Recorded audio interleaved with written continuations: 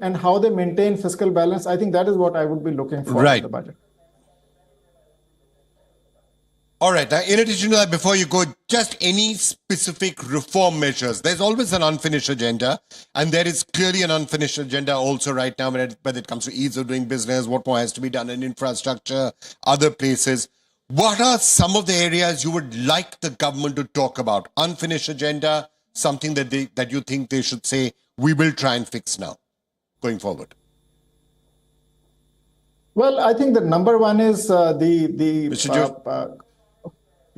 focus on employment, which essentially means how they are going to get more people to participate in the growth process via skilling, etc. That's very important. Second, I think thing I would like to focus on, like to hear about is the climate change is a big issue now. And with that, I think what is our plan on energy transition and how are we planning to do that without hurting the growth prospects? Because the moment you focus on infrastructure development, manufacturing, you also become more energy intensive. So clearly, I think that's the second thing for which is very important for sustainability of growth. And the third thing, which I think which is in the order of a reform, would be what are you going to do to push private investments up?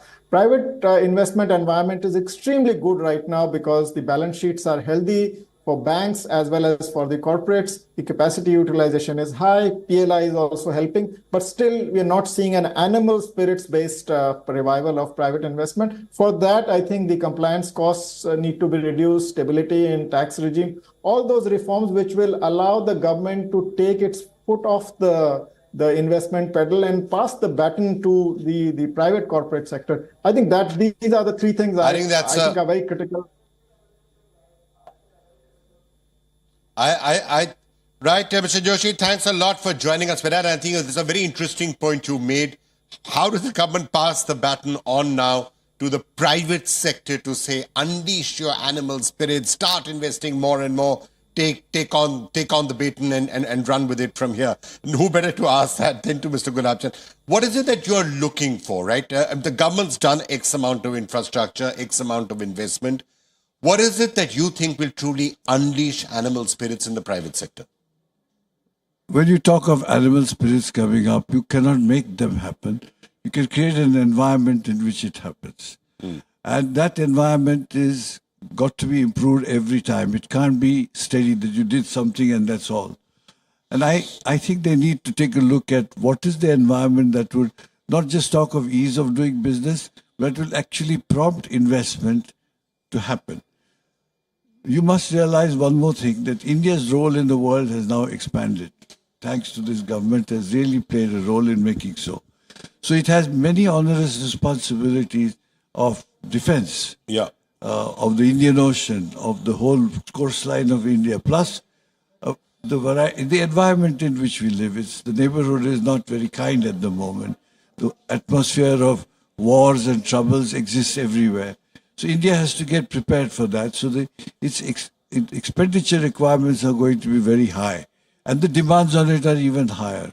So making that balance is going to be a very important feature. But giving us a direction. The government needs to do one ABC thing. So let's say you're the finance minister. You're giving an indication, this is what we would like to do now. What would be those one or two, three things you would say? First thing, that the GST still needs improvement. It has been done. And of course, this is not entirely in the hands of this government because there's a GST Council of States that decides these things. But government can spearhead the improvement and more simplification of GST, how to collect GST, what should be its rates. There are too many rates in GST. Can we bring it down as a dream to one rate? Things like that have to be debated again. Making it simpler would also contribute to a huge increase in tax revenues. Second important thing we would like to see is many environmental issues that block government business from taking risks are to be unleashed. They need to have a much bigger dialogue with industry as to what they would really like to see. And I think if they continue this dialogue soon after elections, we might be able to find some key answers to letting off the animal spirits. But you cannot do it by diktat. It has to be because... You have to make people feel like they have animal spirits. You yeah. can't tell them to have animal spirits. And that's a really important point, Mr. Gurabchan. Thanks for joining us for a lot of that perspective. Dr. Singh, in the studio, let me just come back to you on that point. Economic survey, of course, it's called an economic review. This time it wasn't the full survey. But the review does miss many of the things that have been done in the last 10 years. Also, some hints as to the unfinished agenda. What would be the aspects of that unfinished agenda you think that the Finance Minister might refer to today? Morning, Vikram. Thanks for having me here. So let me just start. Let me be a little political when I start this conversation. I think the Modi government is known for delivering the welfare schemes better. But I think there is some more scope to make sure that the welfare schemes are better planned and better delivered. For example, the government needs to work on the economic multipliers. And what I mean by economic multipliers are the soft multipliers like education and health. That's something that needs to be done. I hope the finance minister will touch upon that, and maybe subsequently when the new government comes in power, they probably will be able to take it forward. For example, even today, our productivity is pretty low, and that's something that's well known. What is not known is that productivity is a factor of the kind of skill that people have, the kind of health that people have, and there we lack. So that's something that needs to be worked upon. The other multiplier is the health. All right. All right, Dr. Singh. Those are some of the things that we will continue to track. Just want to welcome another guest and a very special guest, Nilesh Shah, joining us, Managing Director, Kotak Mahindra Asset Management Company. Mr. Shah, looking at it now from the stock market point of view, are we in a situation where expectations are high? Obviously, the stock markets have seen a fairly decent bull market right now. They're not expecting, presumably, any specific announcements because this is an interim budget. But what are some of the signals that they would like to hear? What is it that will give the markets confidence at the present level? So, Vikram, thank you for having me over here. Stock markets are priced for perfection. Hence, there is expectations that Finance Minister will achieve a trinity of impossible. First, she will spend money to create inclusive growth, as bottom end of the pyramid consumption is not growing as fast as the top end. Second, she will invest for future in terms of infrastructure investment or investment in health, education, skilling, which will ensure that India's growth is sustained on an accelerated basis.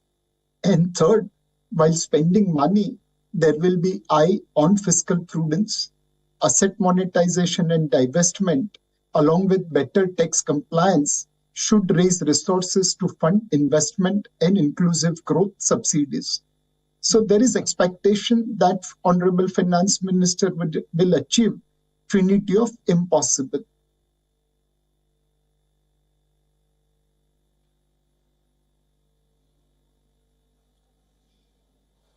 Right.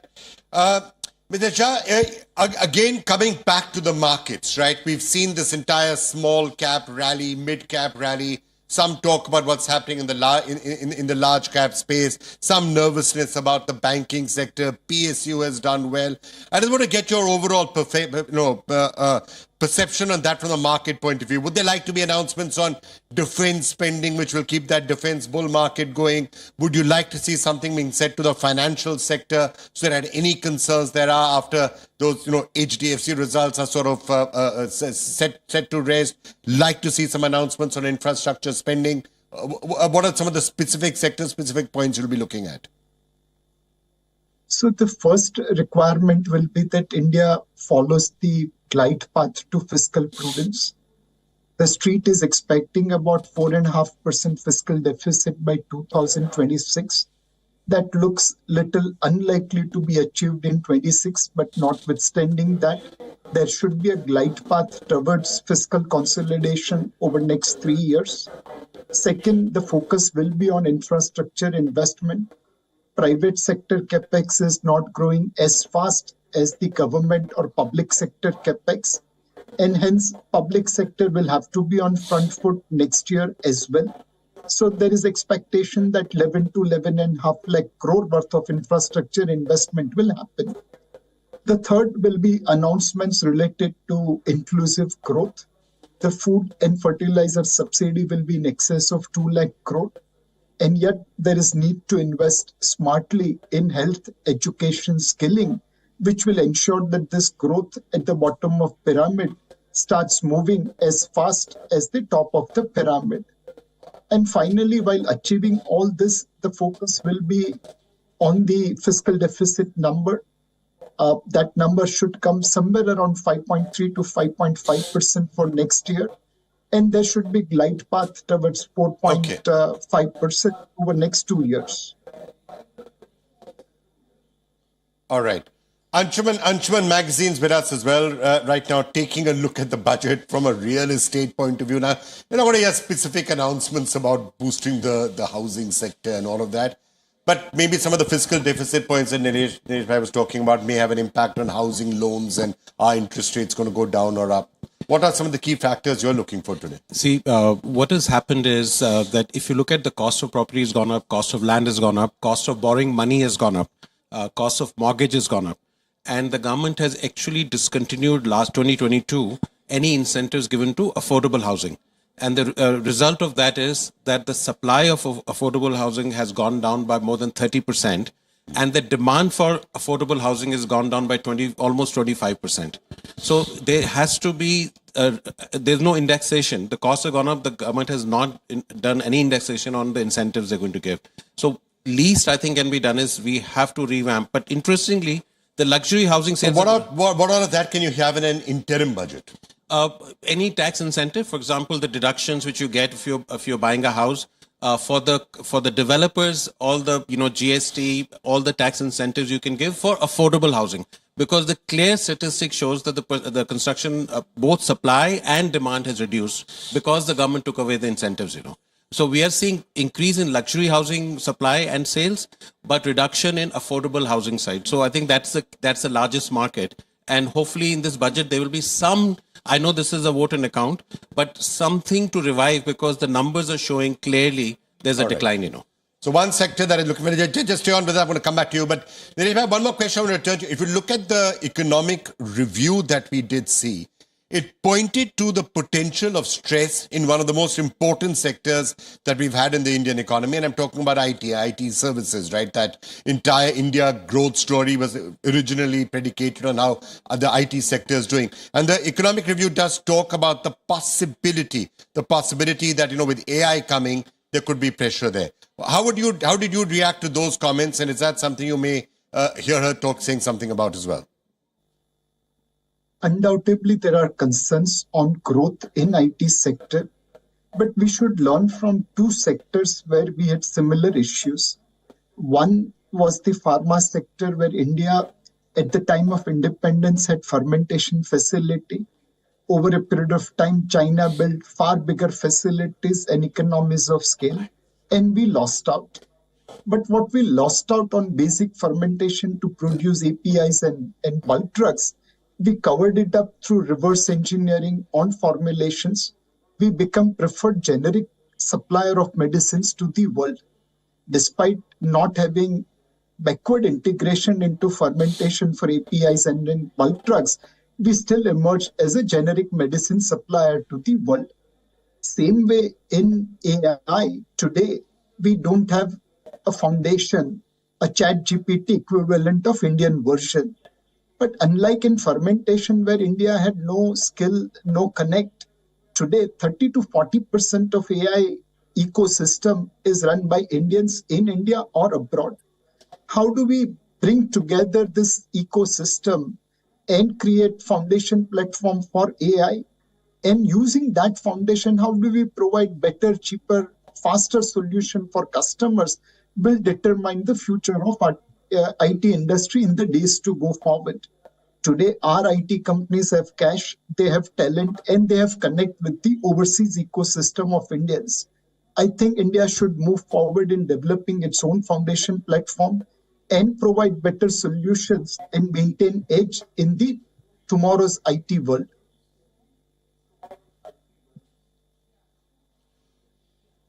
All right. My last question before I allow you to go, from a stock market point of view, do you think the interim budget is really going to be an event? I mean, unless, of course, something dramatic happens, you make some statement that nobody's really expecting. But other than that, are the markets really now just waiting for the elections? Or have they even forgotten about the elections? They think they know what the result is and they're looking at something else completely. At current valuation, Vikram, undoubtedly market has discounted continuity of government, and they'll be looking forward to corporate results in the budget and also geopolitical events, then the vote on account.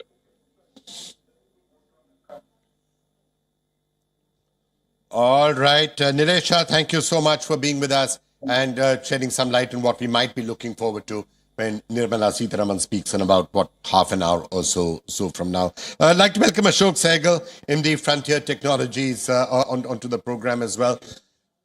Frontier Technologies in general, we were just hearing about what's happening in the technological area. What are some of the things you think the government can do to keep the technological momentum going? And is that going to be the real secret for success now in the present environment? Vikram, I think the name may be slightly more misleading. We are not into the IT sector, but more with the MSME sector.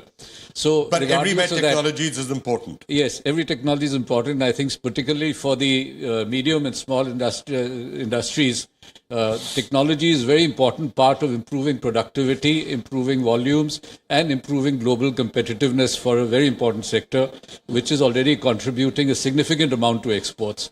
Now, we need to spread this message down and take it down also to the micro sector so that those who are not in the major metro cities can become part of the supply chains.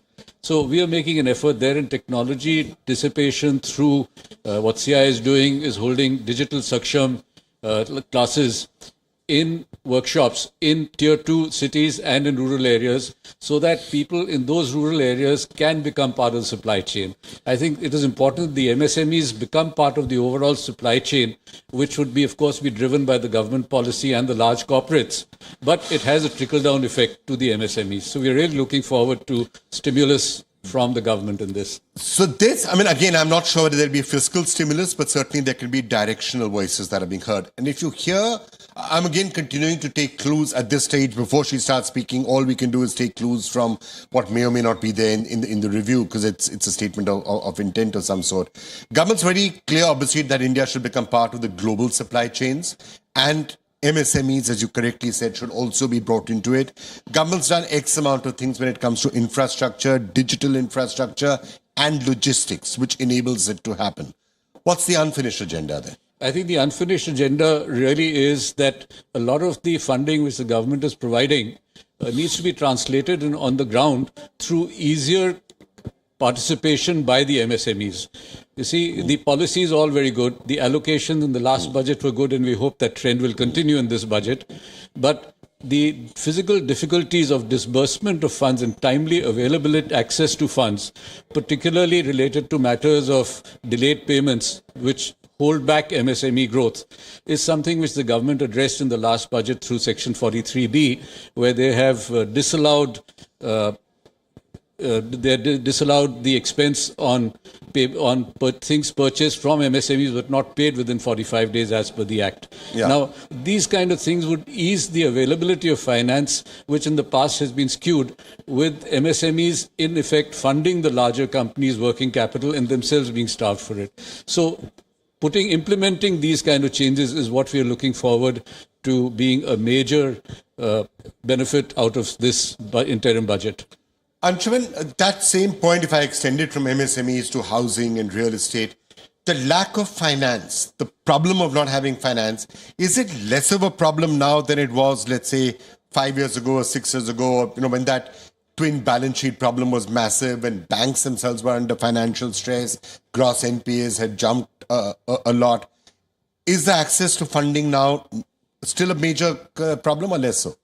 No doubt is better than 5-6 years back. I mean, we can't deny that.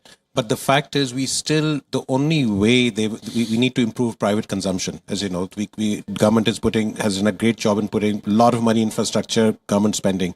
But we have to get funding money supply going in the market, both on the demand and the supply side, at a lower cost. So no doubt there is definitely more access to capital, but the cost of capital has gone up over that period of time. So that it has to be, and there are other things like ECBs, which was talked about in the budget in the past, and then it's a bit vague, especially in the real estate infrastructure, how much you can use ECB. So we certainly still need to do more on the funding side, but no doubt a better situation than before.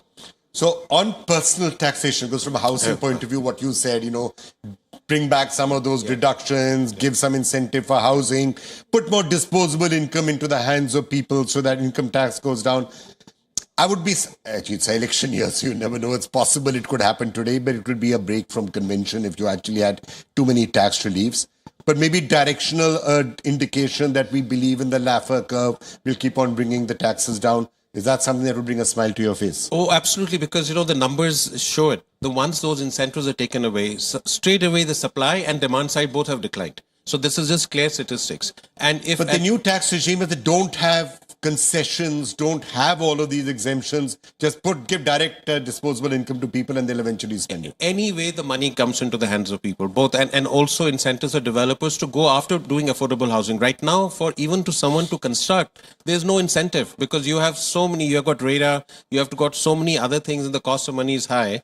Nobody wants to, and if the supply doesn't come in, and then again, as you know, the construction industry and housing has a huge multiplier impact on so many industries. Okay. So it's a no-brainer. I mean, it's not that there will be a big favor if they do that, All right, fine. Ajit Khurana now joining us, founder of Reflexical, former head of Blockchain and Cryptocurrency Committee of India. Mr. Khurana, new age, new generation technology, crypto, blockchain, these are some of the areas in which there's still questions around regulation and how it should be regulated. This is obviously something which you might get some directional signals in the interim budget. What are you hoping for? What sort of signals would you like to hear when it comes to areas like cryptocurrency or blockchain? Actually, what I would like is that the signals we have already been getting, including at the G20 conference, be implemented in letter and spirit. Currently, we have two huge problems. Number one is draconian tax laws, which don't allow offsetting of losses, which have a TDS component at every transaction, regardless of the profitability of it. And on the other hand, despite being such a strong tax law, we don't have regulatory clarity, which keeps most of the people out of this industry.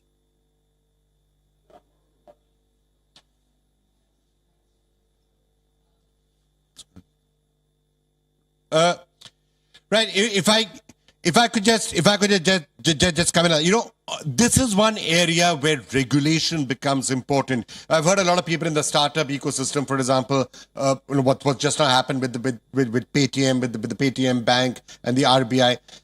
Is this a foundational concern that can regulation come in change the rules of the game, and what would happen?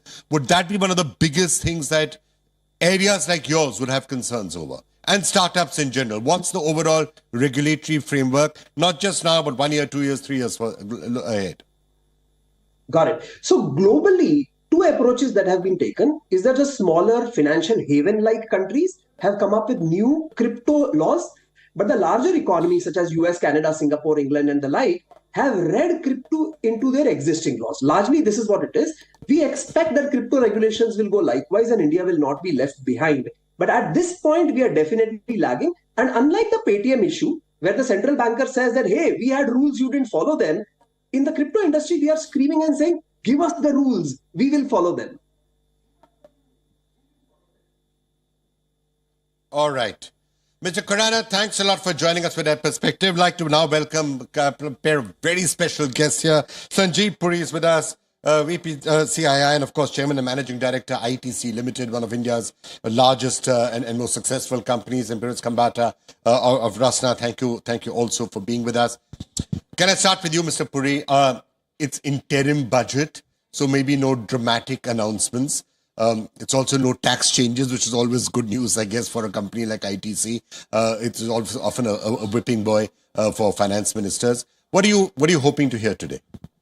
Well, I'm hoping to see a reinforcement of the vision of the earlier budgets that we have seen over several of them, and a vision that reinforce the direction that this government has consistently followed, which is a lot of focus around growth, competitiveness, and also sustainable and inclusive growth. So we are seeing, I would really look for reinforcement of these themes. I understand that it's an interim budget, so no specific, would be there. But certainly reinforcement of these areas and continuing the theme of public investment. CI is talking about a 20%, suggesting a 20% increase. On an earlier occasion, it was much sharper. We are also suggesting that the fiscal consolidation glide path should be followed. We would like to see the continued focus on making India a manufacturing hub. And we like to see that additional focus coming into tourism. It's an area that was called out in the last budget. It's an area that's been called out in many occasions in the past. We would like to see maybe heightened investments in rural. It's all about, rural infrastructure and the incentivization of states for capex. I think would certainly help in that way, because state capex does go into rural areas. It could be housing, it could be roads, it could be irrigation. So more investments there. We would like to see maybe more focus on strengthening things like the digitization and the FPO formation in the agriculture. These are policy instruments that have been there earlier, but I think it's time to scale up the ambition there. The other area that requires a very specific focus at this point is strengthening agriculture resilience. Yeah. Because of extreme weather events. Now, there are certain things that have happened in recent past by way of better dissemination of information and good practices to mitigate these impacts. But I think given the enormity of the issue and the complexity of the issue, I think there's opportunity to do a lot more. And it's not only an issue of food security and inflation, but also an enormous opportunity from an export perspective. So these are, I would say, some of the areas that we would like to see going I think forward. that's a great list, and we do have 15 minutes or so till she starts speaking, so we can maybe go into some of those in detail. Would you agree with that list, or would you, if you can just grab the mic, if there's something else that you'd like to add to that list? The list is very comprehensive, and I fully agree. But I would like to today speak of something else, which I'm thinking and which I'm trying to propagate. That we are talking of being the third largest economy. So obviously your tax practices should be of a third largest economy, not a third world country. So I do expect that there needs to be a lot of reform in the way we collect tax also, the way we pay tax also, and the way we litigate also. And I do believe that will create an ecosystem of more confidence in the government. And this will help. So I do believe that when this is an interim budget, but this is a good, nowadays budgets are also measures where government announces the reform measures. So I do believe that tax reform needs to come, be it direct taxes or indirect taxes. And this is a good plan to announce it. This is one part of it. Second part of my discussion and argument, which I've been doing in other channels also, is that when we are talking of a gift city, we are saying, come a foreign company, come to India, I will give you a tax break, and you do your work. But Indians are going abroad. So I do believe should be given what I call level playing field in their taxation, so that the taxation in India and abroad is safe, so people are not tempted to get into Singapore or Dubai. And there is be a level tax playing field. So we definitely believe the time has come for tax reform on that angle also. The two may be linked. And Mr. Muni, actually, let me get, you can just grab the mic. Let me just get your view on that, because today may well be a time where she talks about the unfinished agenda. And I think what Peter was saying was absolutely correct. If you're going to be the third largest economy in the world, then you have to make sure that areas like, he said, litigation, for example, the judicial system, pendency, how do you get these things to move faster? Very important part of ease of doing business and ease of living, which the government does talk about. This is presumably the most important item on the agenda that we've got to fix. And if you fix it, then people will not go abroad. They'll stay on in India. They'll keep investing here. They'll keep developing it here. Tax collection goes up and it becomes a virtuous cycle. So it's a good point. The ease of doing business and cost of doing business, both are certainly very important. And no doubt we have made progress. Even in as far as taxation is concerned, I think we've made progress. As an example, as a citizen and as a taxpayer, I'm always now very happy to see a prompt refund if anything is due. without having to chase up. So there is a lot of good stuff through the faceless taxation. And by the way, that's also a signal that when you start reforming, when you you reform taxation, you reformed it with the GST, you're reforming it with getting more easy, with easier compliance in taxation. Look at the way buoyancy has responded. So the Prime Minister often talks about trust. When you trust people, trust companies, trust citizens, they repay it, and they repay it in full measure. Absolutely, you're so right. And so in that direction, I think CII has also been speaking about there's scope for simplification in many facets, making things simpler. And there are also multiple, for example, in capital gains, there are multiple ways in taxation is done for instruments in the same asset class. So there's certainly an opportunity to simplify and deal with that. I would agree with that, definitely. Yeah. Right. Let's get in a view from Adil Shetty, who's now joining us, CEO and co-founder of bankbazaar.com, co-chair of the Fintech committee also. Anything that you are going to be looking for closely from the point of view of Fintech in general and Bank Bazaar in particular? Of course, there have been some news in the last couple of days on, Paytm Bank, for example, and others that would you like to see some more clarification on that? What are some of the things that you're going to be looking for? Thanks, Vikram. See, from the salaried consumer side, which is what we keep getting asked at Bank Bazaar, people are waiting to see what happens in terms of the new tax regime. Last year, a number of changes were made to the new tax regime. The number of slabs were reduced from 6 to 5. The highest tax rate was reduced to 39%. Exemption was offered for up to 7.5 lakhs in the new regime. You didn't have to pay any taxes. So people are waiting to see, saying this year, will there be a slight nudge to get more people from the old regime to the new regime? Because we're trying to change the status quo. So that's one thing salaried people are waiting for. From the fintech and the startup side, right, we're looking to hear about investments in digital public infra. Now, this is very interesting because we all know last year there was 10,000 crores in capex, right? Roads, bridges, highways. Now it's time to also think about digital public infra because the new infrastructure today is DigiLocker, it's account aggregator, it's all the latest AI anonymized data systems, right? That can help the new economy. So I think startups and fintechs are looking for that. Lastly, like we just heard, startups are asking for treatment of long-term capital gains in private stock and public stock to be rationalized. So LTCG is higher on the private side. But when private companies grow, I think the employees and the ESOP owners want to see a rationalization of LTCG between private and public stock. It's interesting you say that because I've been sitting and doing these shows for 5 or 6 years, and every time before the budget, I've been fairly convinced that that's a loophole that is going to be plugged in the budget. For some reason it is, and the fact that you pay higher capital gains if you're selling, a startup or an unlisted company than you do with a listed company. I've always thought that they were going to fix that. Not been done. Today, I have to tell you, I don't have much hope because it is an interim budget. So maybe it's a pending item on the agenda for the future. But you think that's a problem for startups? No, I think so, right? Because as ESOP owners, people work for a decade, they get an opportunity just before the company goes public.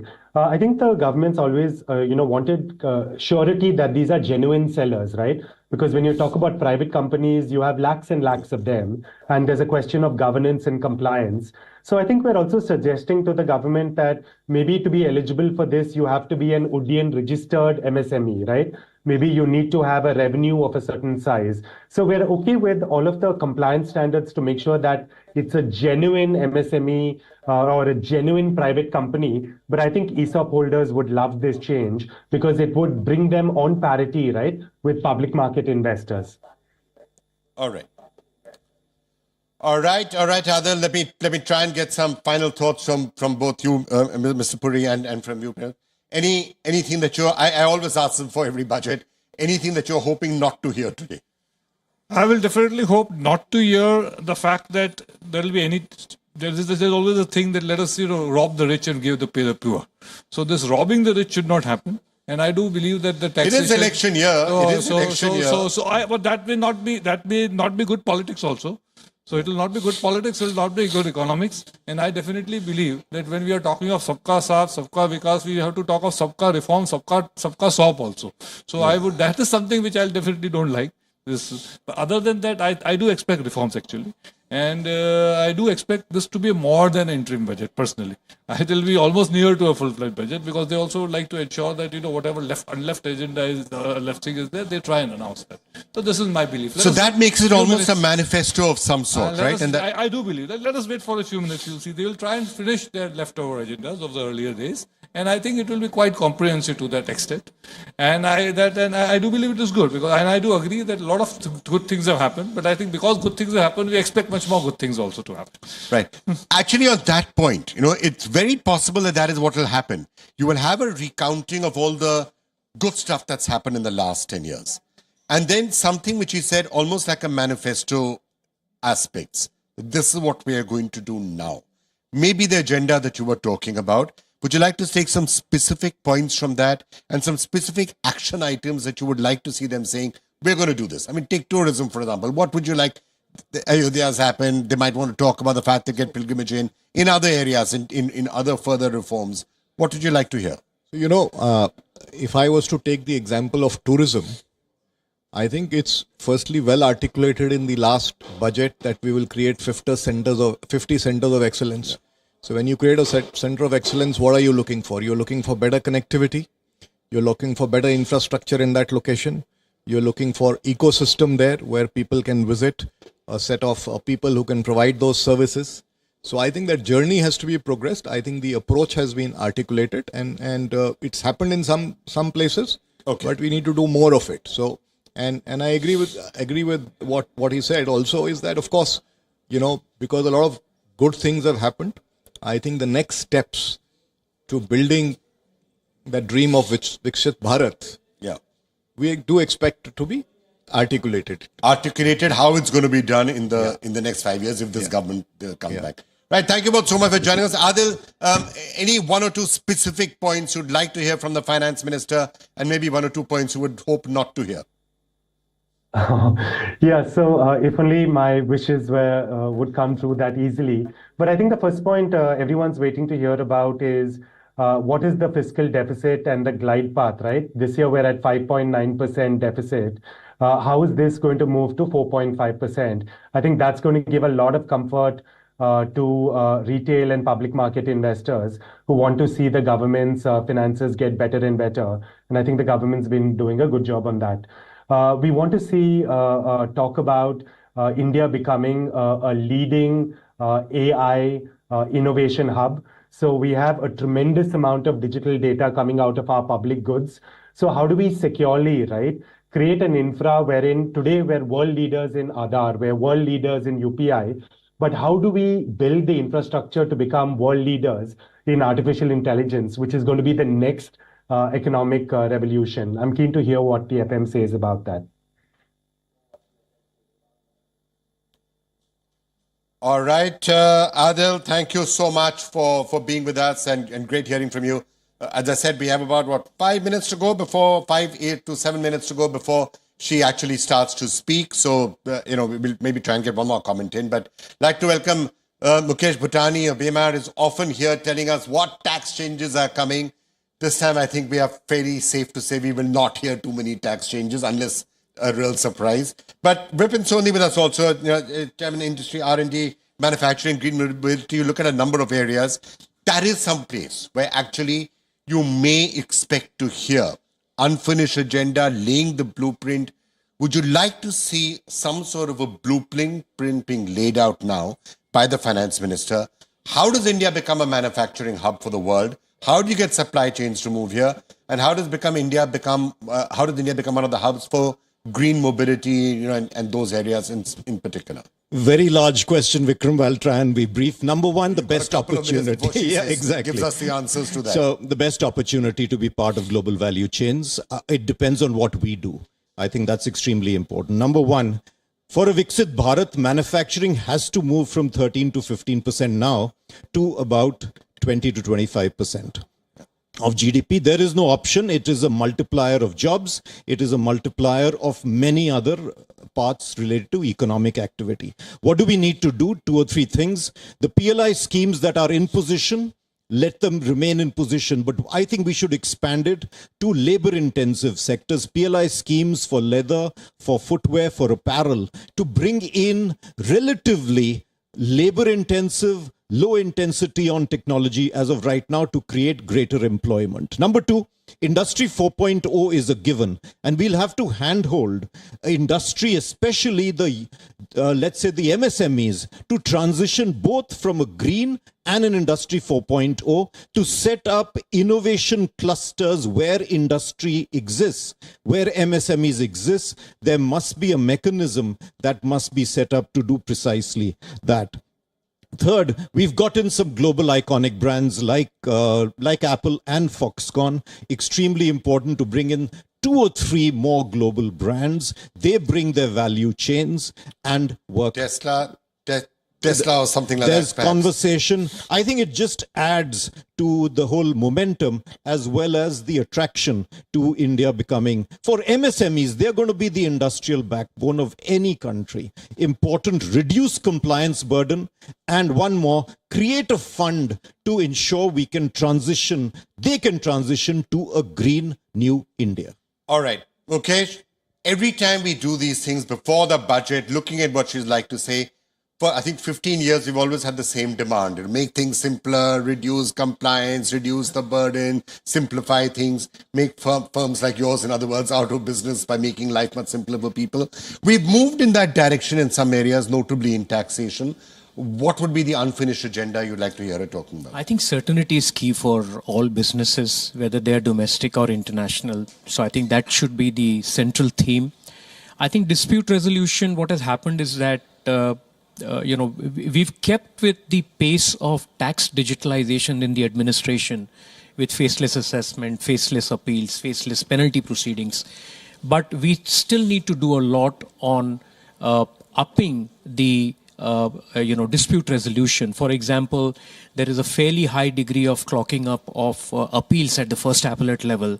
So I think legislative changes such as mandating a time-bound resolution of the first appellate authority, in my view, would be high on the wish list, because that addresses the primary question of certainty. If I had one wish list for what I would like to hear in the budget speech and the manifesto, any government saying is, we will declog this entire burden of the judicial system, make it much faster, have quick decisions, quick things moving forward, quick arbitration, quick results. Would you also think that that's the number one agenda for the next 5 years? Absolutely. We won't see anything today, but there could be indications. Maybe an indication that is one of the big priority areas that we would like to fix. And we don't need to take all disputes to the court. An alternate dispute resolution, even when you have a sovereign government on the other side, is a key enabler to drive the point on certainty. Right. Well, we are going to keep on. I'm just keeping one eye on the clock. I think we've got about 2-3 minutes to go till she starts to speak. So maybe time to get in some other stuff. Anything else on a pathway point of view when it comes to supply chains? Because look, if you look at FDI, the entire world is sitting and saying that India is a really bright spot in the global economy. And that's true. The potential is there is also true.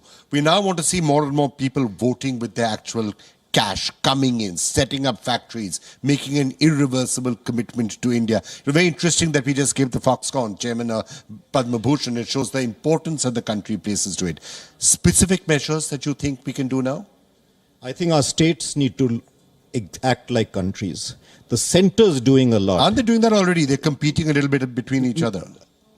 Not with each other, with countries. Who are our competitors? Mexico, Vietnam, Indonesia, Brazil.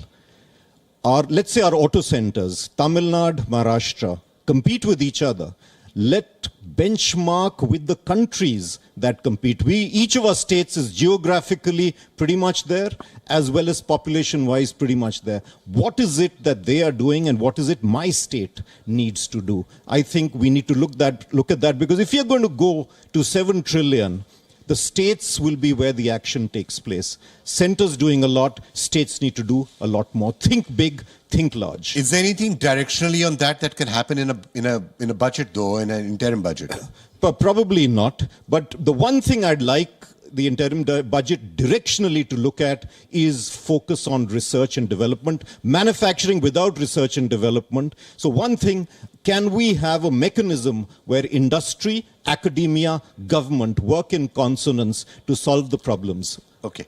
This is the time when people are switching on, waiting for the budget speech and saying, "Bhai, hamare taxes ka kya hoga?" What would you be the guidance you'd give them? Any change at all on that or no? I think there would be tinkering that will happen in the tax slab rates, particularly... even in an interim budget? Even in an interim budget, she's well within her empowerment to do so. You could see tax incentives being brought back as a deduction for marginalized taxpayers. You could also see a raise in the limit from 750,000. You could also see further simplification of the options that were given in 2022 and 2023 budget, which in my view was not marketed as well as it ought to have been. Does that mean you think that for simplification, she'll again try and say, we are going to eventually over the next 5 years just have one regime, it will be a simple regime, easy to calculate?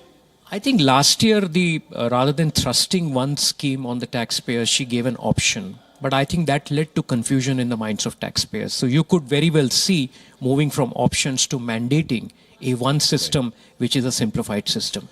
All right. I can see live shots starting to come from inside Parliament. There's the Speaker. The Finance Minister will presumably be getting up to speak in just a minute or two. So, yeah, let's just hand over the nice new Parliament, Finance Minister about to give the interim budget. Let's turn our attention to that.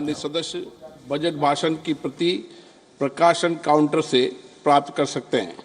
आपको ये भी सूचित किया जाता है कि माननीय मंत्री द्वारा बजट प्रस्तुत किए जाने के पश्चात उसे मेंबर पोर्टल पर भी उपलब्ध करा दिया जाएगा। माननीय वित्त मंत्री जी,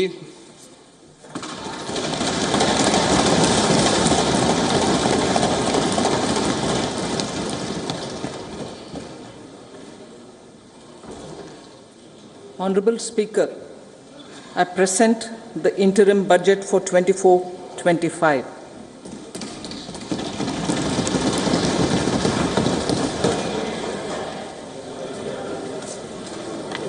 The Indian economy has witnessed profound positive transformation in the last 10 years. The people of India are looking ahead to the future with hope and optimism. With the blessings of the people, when our government, under the visionary and dynamic leadership of Honorable Prime Minister Shri Narendra Modi, assumed office in 2014, the country was facing enormous challenges. With Sabka Saath, Sabka Vikas as its mantra, the government overcame those challenges in right earnest. Structural reforms were undertaken. Pro-people programs were formulated and implemented promptly. Conditions were created for more opportunities for employment and entrepreneurship. The economy got a new vigor. The fruits of development started reaching the people at scale. The country got a new sense of purpose and hope. Naturally, the people blessed the government with a bigger mandate. In the second term, our government, under the leadership of Honorable Prime Minister, doubled down on its responsibilities to build a prosperous country with comprehensive development of all people and all regions. Our government strengthened its mantra to Sabka Saath, Sabka Vikas and Sabka Vishwas. Our development philosophy covered all elements of inclusivity, namely social inclusivity through coverage of all strata of the society, and geographical inclusivity through development of all regions of the country. With the whole of nation approach of Sabka Prayas, the country overcame the challenges of once in a century pandemic, took long strides towards Atmanirbhar Bharat, committed to Panch Pran and laid solid foundations for the Amrit Kal. As a result, our young country has high aspirations, pride in its present, and hope and confidence for a bright future. We expect that our government, based on its stupendous work, will be blessed again by the people with a resounding mandate. Inclusive development and growth. Our humane and inclusive approach to development is a marked and deliberate departure from the earlier approach of provisioning up to village level.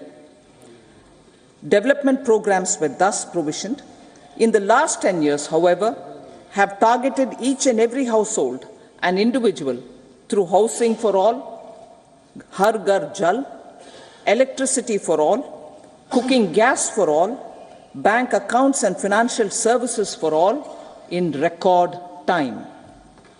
The worries about food have been eliminated through free ration for 80 crore people.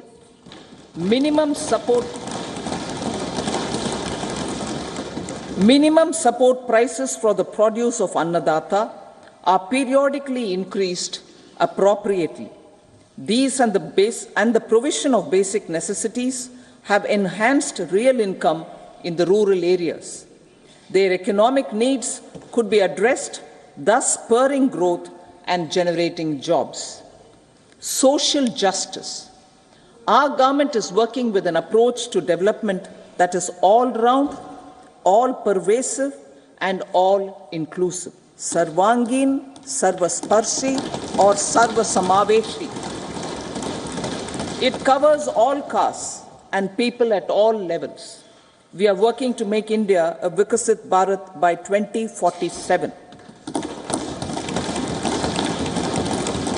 For achieving that goal, we need to improve people's capability and empower them. Previously, social justice was mostly a political slogan. For our government, social justice is an effective and necessary governance model. The saturation approach of covering all eligible people is the true and comprehensive achievement of social justice.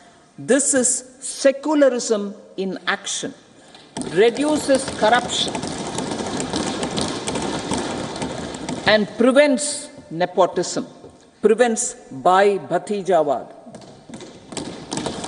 There is transparency and assurance that benefits are delivered to all eligible people.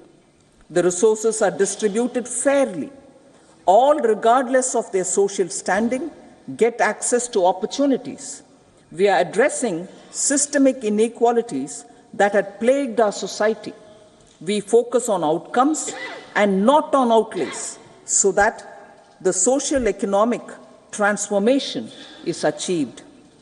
As our Prime Minister firmly believes, we need to focus on 4 major castes. They are Garib, Mahilaye, Yuva, and Annadata. Their needs, their aspirations, and their welfare are our highest priority. The country progresses when they progress.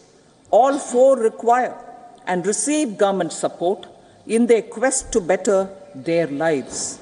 Their empowerment and well-being will drive the country forward. Garib Kalyan, Desh Ka Kalyan. We believe in empowering the poor.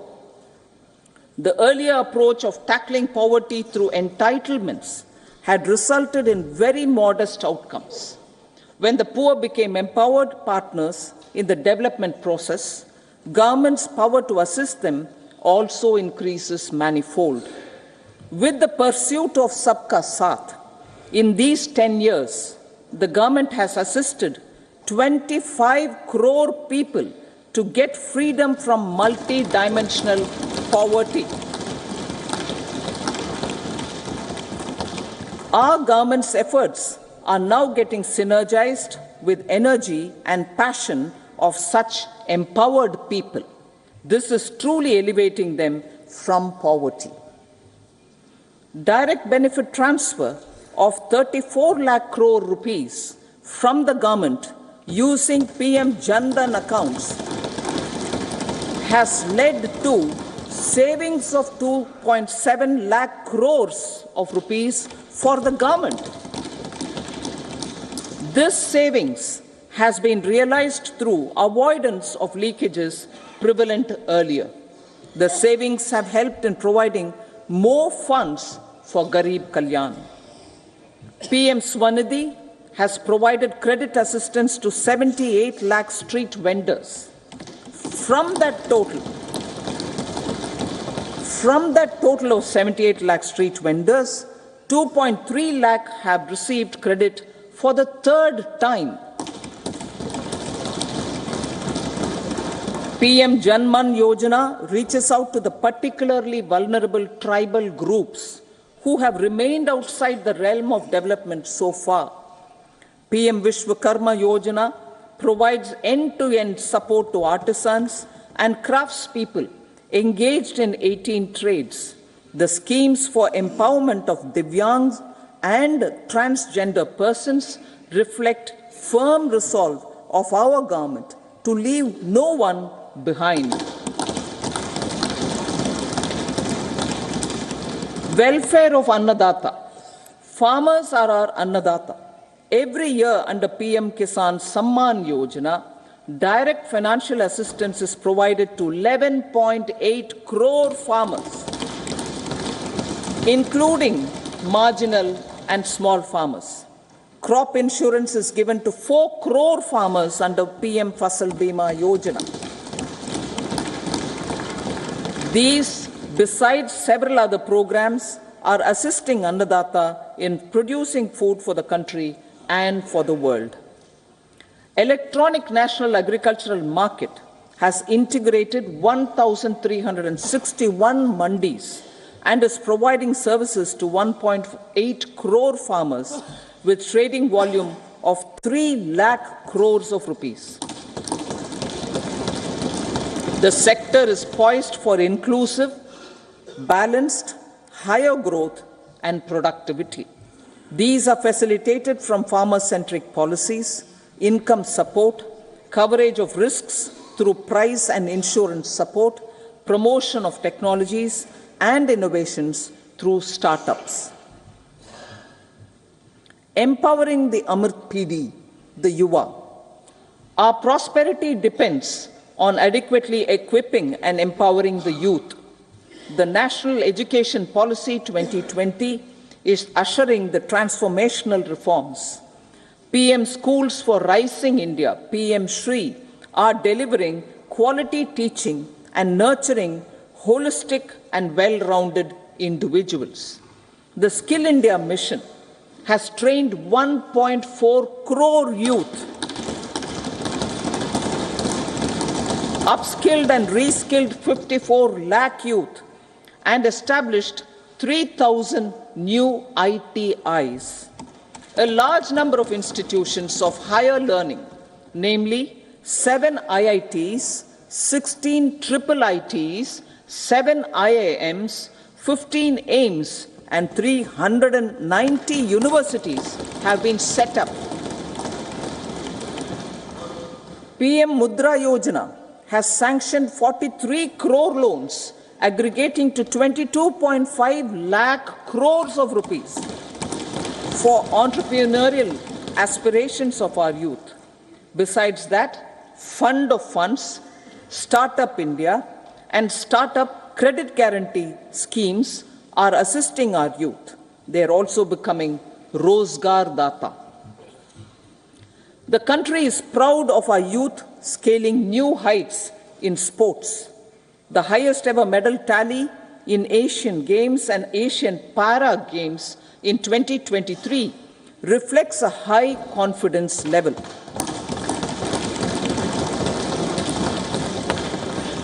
Chess prodigy and our #1 ranked player Pragnananda put up a stiff fight against the reigning world champion Magnus Carlsen in 2023. Today, India has over 80 chess grandmasters compared to little over 20 in 2010. Momentum for Nari Shakti. The empowerment of women through entrepreneurship, ease of living, and dignity for them has gained momentum in these 10 years. 30 crore Mudra Yojana loans have been given to women entrepreneurs. Female enrollment in higher education has gone up by 28% in 10 years. In STEM courses, girls and women constitute 43% of enrollment, one of the highest in the world. All these measures are getting reflected in the increasing participation of women in workforce. Making triple talaq illegal, reservation of 1/3 seats for women in the Lok Sabha and state assemblies, and giving over 70% houses under PM Awas Yojana in rural areas to women, and giving over 70% houses under PM Awas Yojana in rural areas to women as sole or joint owners have enhanced their dignity. Exemplary track record of governance, development, and performance. Besides delivering on high growth in terms of gross domestic product, the government is equally focused on a more comprehensive GDP, that is, governance, development, and performance. Our government has provided transparent, accountable, people-centric, and prompt, trust-based administration with citizen-first and minimum government, maximum governance approach. The impact of all-round development is discernible in all sectors. There is macroeconomic stability, including in the external sector. Investments are robust. The economy is doing well. People are living better and earning better, with even greater aspirations for future. Average real income of the people has increased by 50%. Inflation is moderate. People are getting empowered, equipped, and enabled to pursue their aspirations. There is effective and timely delivery of programs and of large projects. Economic management. The multi-pronged economic management over the past 10 years has complemented people-centric, inclusive development. Following are some of the major elements. 1. All forms of infrastructure, physical, digital, or social, are being built in record time.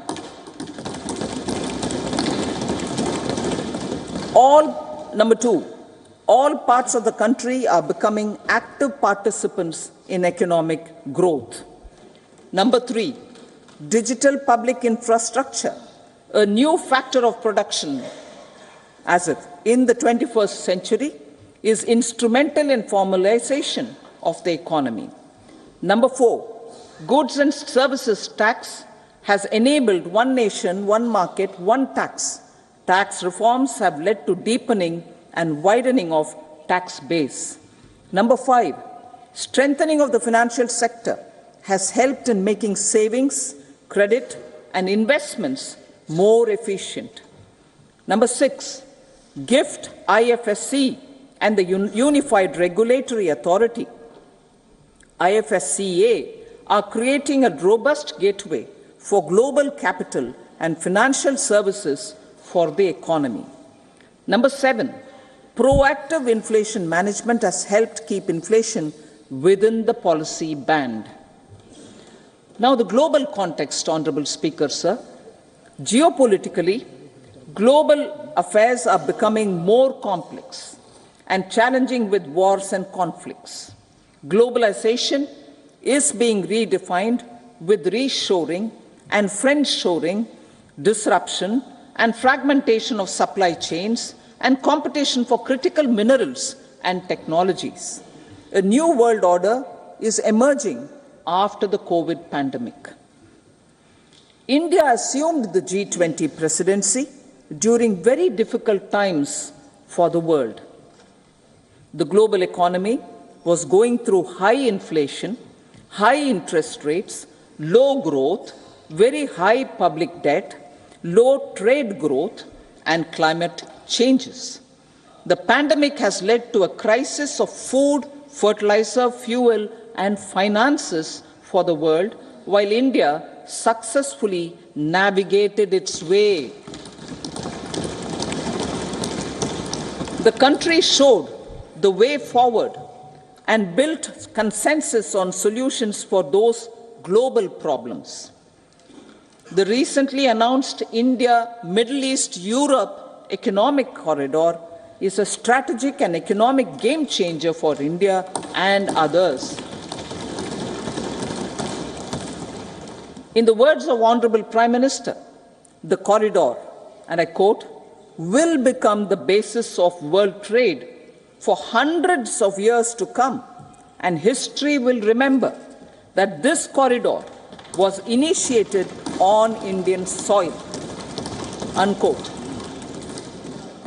Vision for Vikasit Bharat. Our vision for Vikasit Bharat is that of prosperous Bharat in harmony with nature, with modern infrastructure, and providing opportunities for all citizens and all regions to reach their potential. With confidence arising from strong and exemplary track record of performance and progress, earning Sabka Vishwas, the next 5 years will be years of unprecedented development and golden moments to realize the dream of developed India by 2047.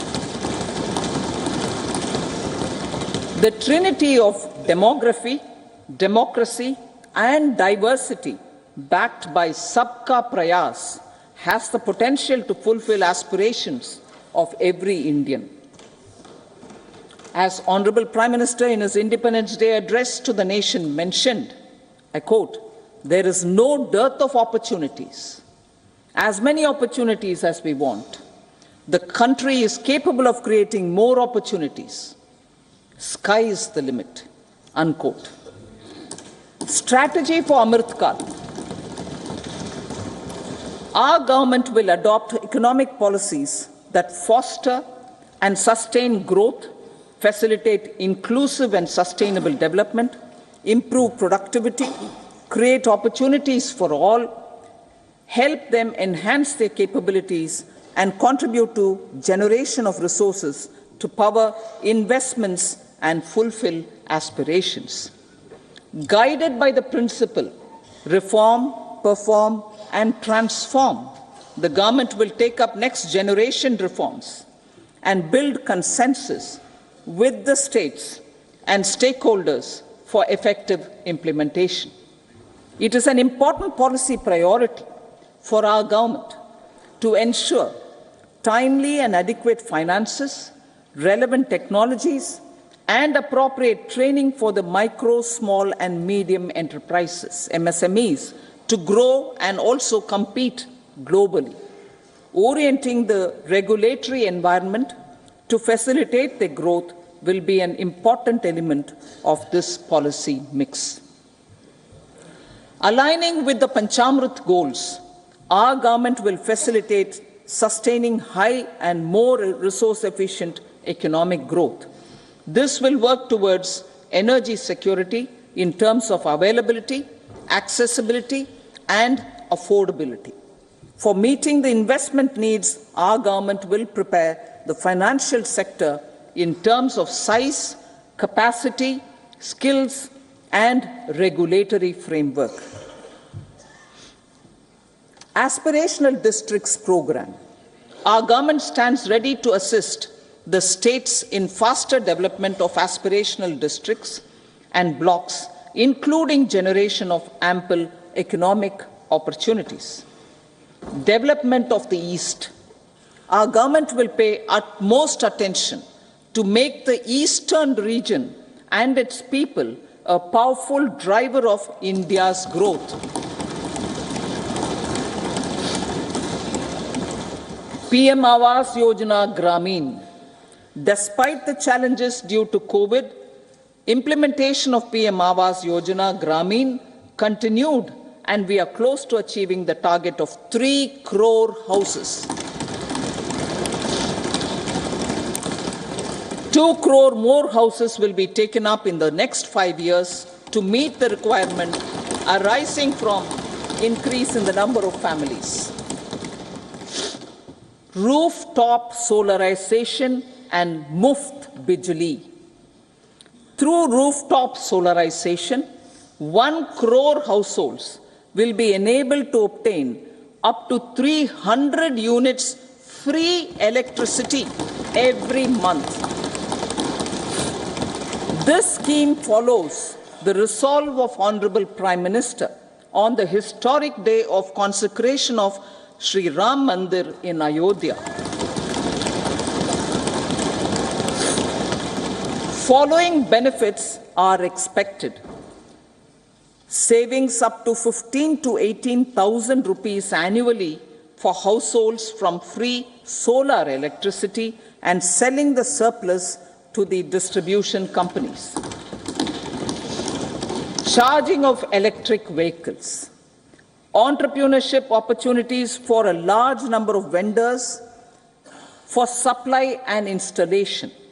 Employment opportunities for the youth with technical skills in manufacturing, installation, and maintenance.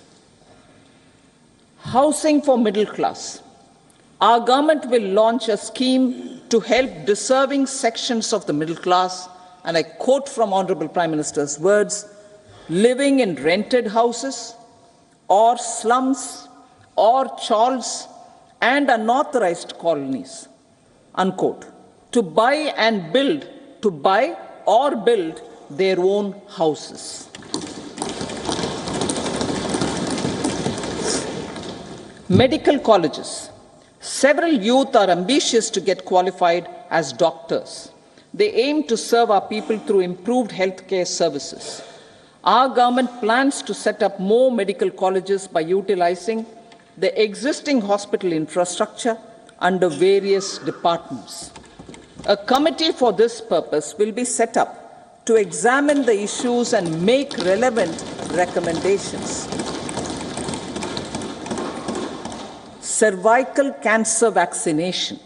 Our government will encourage vaccination for girls in the age group of 9 to 14 years for prevention of cervical cancer. Maternal and child health care. Various schemes for maternal and child care will be brought under one comprehensive program for synergy in implementation. Upgradation of Anganwadi centers under Saksham Anganwadi and Poshan 2.0 will be expedited for improved nutrition delivery, early childhood care and development. The newly designed WION platform for managing immunization and intensified efforts of Mission Indradhanush will be rolled out expeditiously throughout the country. Ayushman Bharat. Healthcare cover under Ayushman Bharat scheme will be extended to all ASHA workers, to all Anganwadi workers and helpers. Agriculture and food processing. The efforts of value addition in agriculture sector and boosting farmers' incomes will be stepped up. Pradhan Mantri Kisan Sampada Yojana has benefited 38 lakh farmers and generated 10 lakh employment. Pradhan Mantri Formalization of Micro Food Processing Enterprises Yojana has assisted 2.4 lakh SHGs and 60,000 individuals with credit linkages.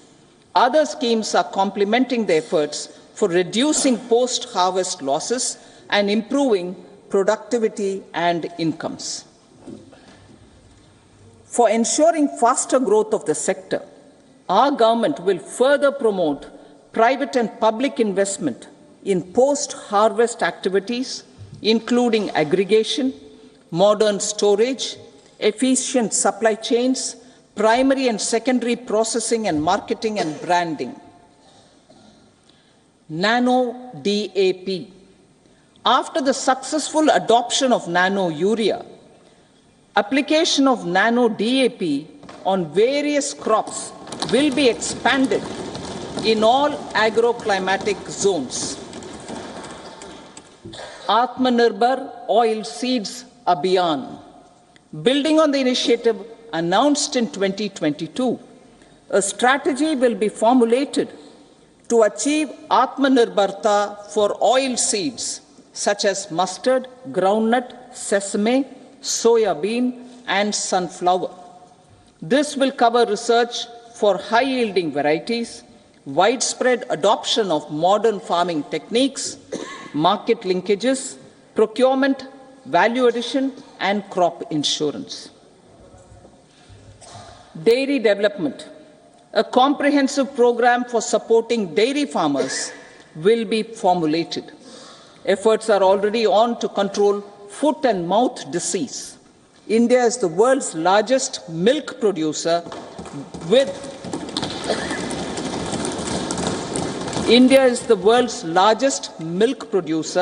but with low productivity of milch animals. The program will be built on the success of existing schemes such as Rashtriya Gokul Mission, National Livestock Mission, and infrastructure development funds for dairy processing and animal husbandry. Matsya Sampada. It was our government which set up a separate department for fisheries, realizing the importance of assisting fishermen. This has resulted in doubling of both inland and aquaculture production. Seafood exports since 2013-14 has also doubled. Implementation of Pradhan Mantri Matsya Sampada Yojana will be stepped up to 1. Enhance aquaculture productivity from existing 3 to 5 tons per hectare. 2.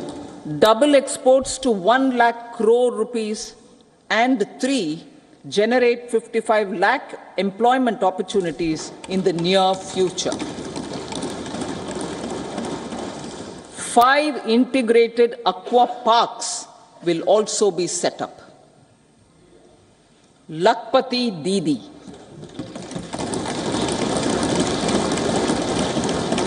$83 lakh SHGs. 83 lakh SHGs with 9 crore women are transforming rural socio-economic landscape with empowerment and self-reliance. Honorable Speaker said, their success has assisted nearly 1 crore women to become Lakpati Didi already. They are an inspiration to others. Their achievements will be recognized through honoring them. Buoyed by the success, it has been decided to enhance the target for Lakpati Didi from 2 crores to 3 crores.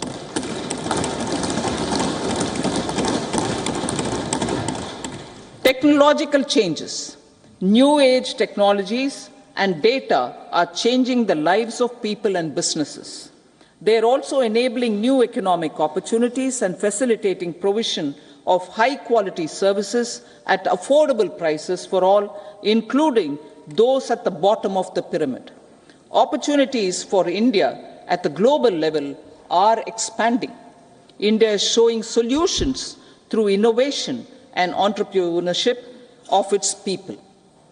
Research and innovation for catalyzing growth, employment, and development.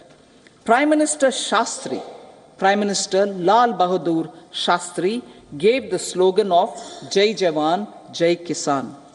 Prime Minister Vajpayee, Atal Bihari Vajpayee ji, made that Jai Jawan, Jai Kisan, Jai Vigyan. Prime Minister Modi has furthered that to Jai Jawan, Jai Kisan, Jai Vigyan and Jai Anusandhan, as innovation is the foundation of development. For our tech-savvy youth, this will be a golden era. A corpus of 1 lakh crore rupees will be established with 50-year interest-free loan provided. The corpus will provide long-term financing or refinancing with long tenors and low and or nil. I repeat that sentence. The corpus will provide long-term financing or refinancing with long tenors and low or nil interest rates. This will encourage the private sector to scale up research and innovation significantly in sunrise domains. We need to have programs that combine the powers of our youth and technology.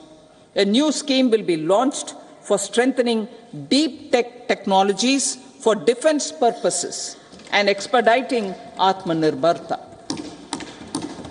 Infrastructure development.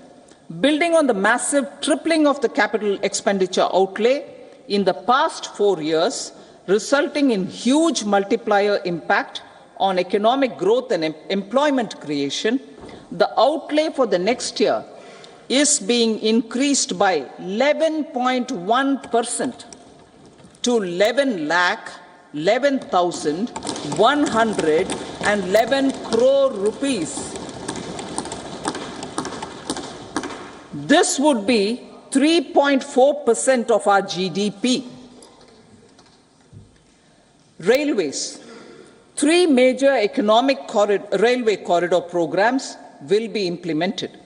These are energy, mineral and cement corridor. Number 2, port connectivity corridors. And number 3, high traffic density corridors. The projects have been identified under the PM Gati Shakti for enabling multimodal connectivity. They will improve logistics efficiency and reduce cost.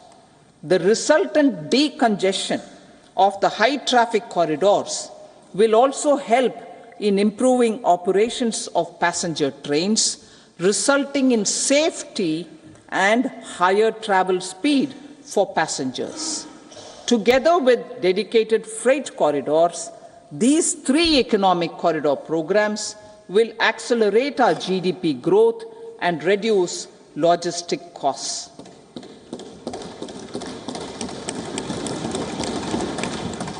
40,000 normal rail bogies will be converted to Vande Bharat standards to enhance safety, convenience, and comfort of passengers. Aviation sector. The aviation sector has been galvanized in the past 10 years. Number of airports have doubled to 149. Rollout of air connectivity to Tier 2 and Tier 3 cities under UDAN scheme has been widespread. 517 new routes are carrying 1.3 crore passengers. Indian carriers have proactively placed orders for over 1,000 new aircrafts. Expansion of existing airports and development of new airports will continue expeditiously. Metro and Namo Bharat. We have a fast expanding middle class and rapid urbanization is taking place. Metro rail and Namo Bharat can be the catalyst for the required urban transformation. Expansion of these systems will be supported in large cities, focusing on transit-oriented development. Green energy. Towards meeting our commitment for net zero by 2070, the following measures will be taken. Viability gap funding will be provided for harnessing offshore wind energy, potential for initial capacity of 1 gigawatt. Coal gasification and liquefaction capacity of 100 metric tons will be set up by 2030. This will also help in reducing imports of natural gas, methanol, and ammonia. Phased mandatory blending of compressed biogas in compressed natural gas for transport and piped natural gas for domestic purposes will be mandated. Financial assistance will be provided for procurement of biomass aggregation machinery to support collection. Electric vehicle ecosystem. Our government will expand this and strengthen the e-vehicle ecosystem by supporting manufacturing and charging infrastructure. Greater adoption of e-buses for public transport networks will be encouraged through payment security mechanism. Biomanufacturing and biofoundry. For promoting green growth, a new scheme of biomanufacturing and biofoundry will be launched. This will provide environment-friendly alternatives such as biodegradable polymers, bioplastics, biopharmaceuticals, and bioagri inputs. This scheme will also help in transforming today's consumptive manufacturing paradigm to the one based on regenerative principles. Blue Economy 2.0. For promoting climate resilient activities for Blue Economy 2.0, a scheme for restoration and adaptation measures and coastal aquaculture and mariculture with integrated and multi-sectoral approach will be launched. Comprehensive development of tourist centers. The success of organizing G20 meetings in 60 places presented diversity of India to global audience.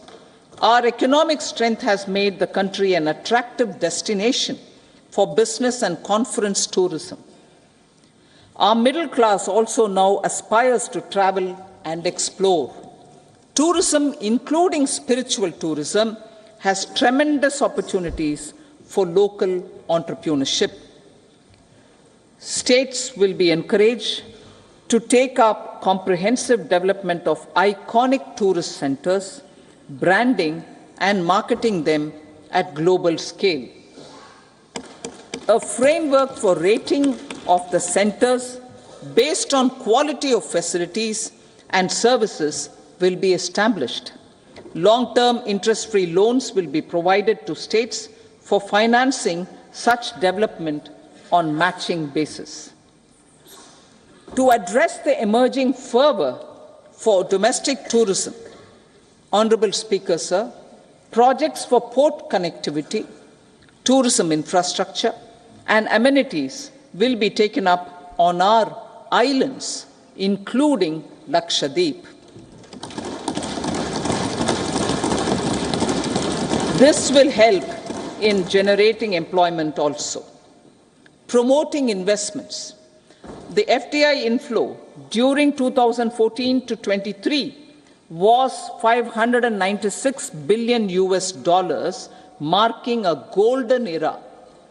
That is twice the inflow during 2005 to 14.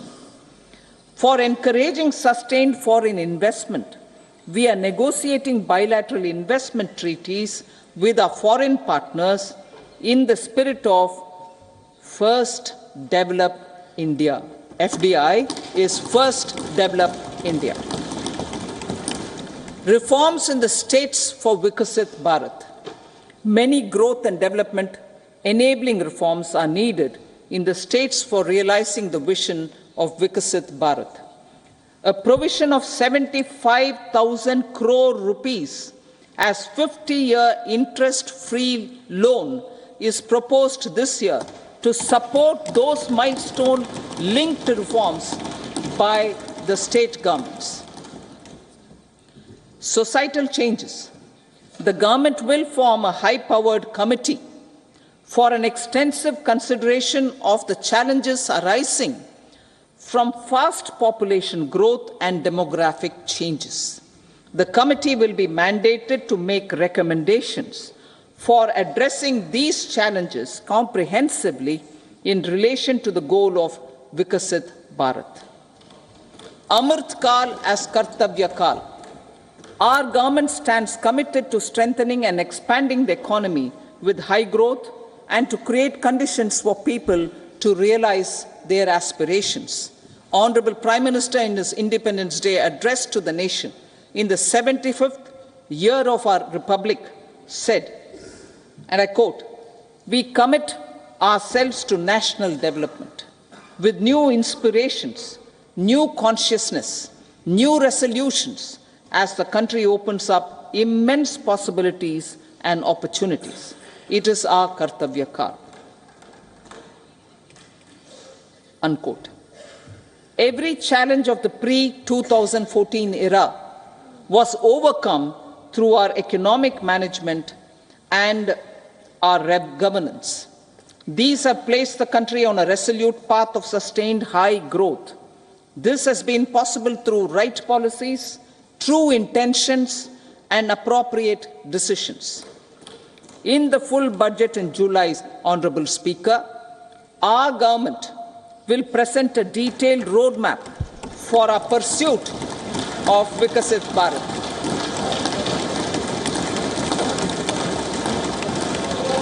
Revised estimates. Revised estimates of 2023-24.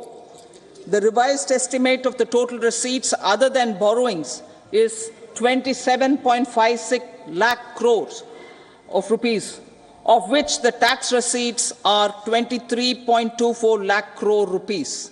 The revised estimate of total expenditure is 44.90 lakh crore rupees.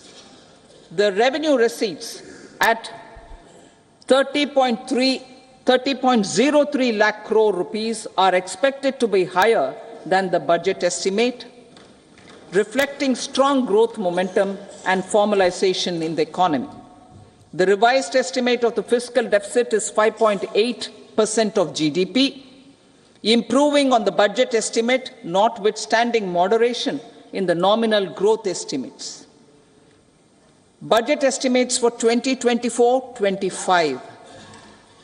Coming to the year 2024-25, the total receipts other than borrowings and total expenditure are estimated at 30.80 and 47.66 lakh crore rupees respectively. The tax receipts are estimated at 26.02 lakh crore rupees. The scheme of 50-year interest-free loan for capital expenditure to states will be continued this year with an outlay of 1.3 lakh crore rupees. We continue on the path of fiscal consolidation, as announced in my budget speech of 2021-22, to reduce fiscal deficit below 4.5% by 25-26. The fiscal deficit in 2024-25 is estimated to be 5.1% of GDP, adhering to that path.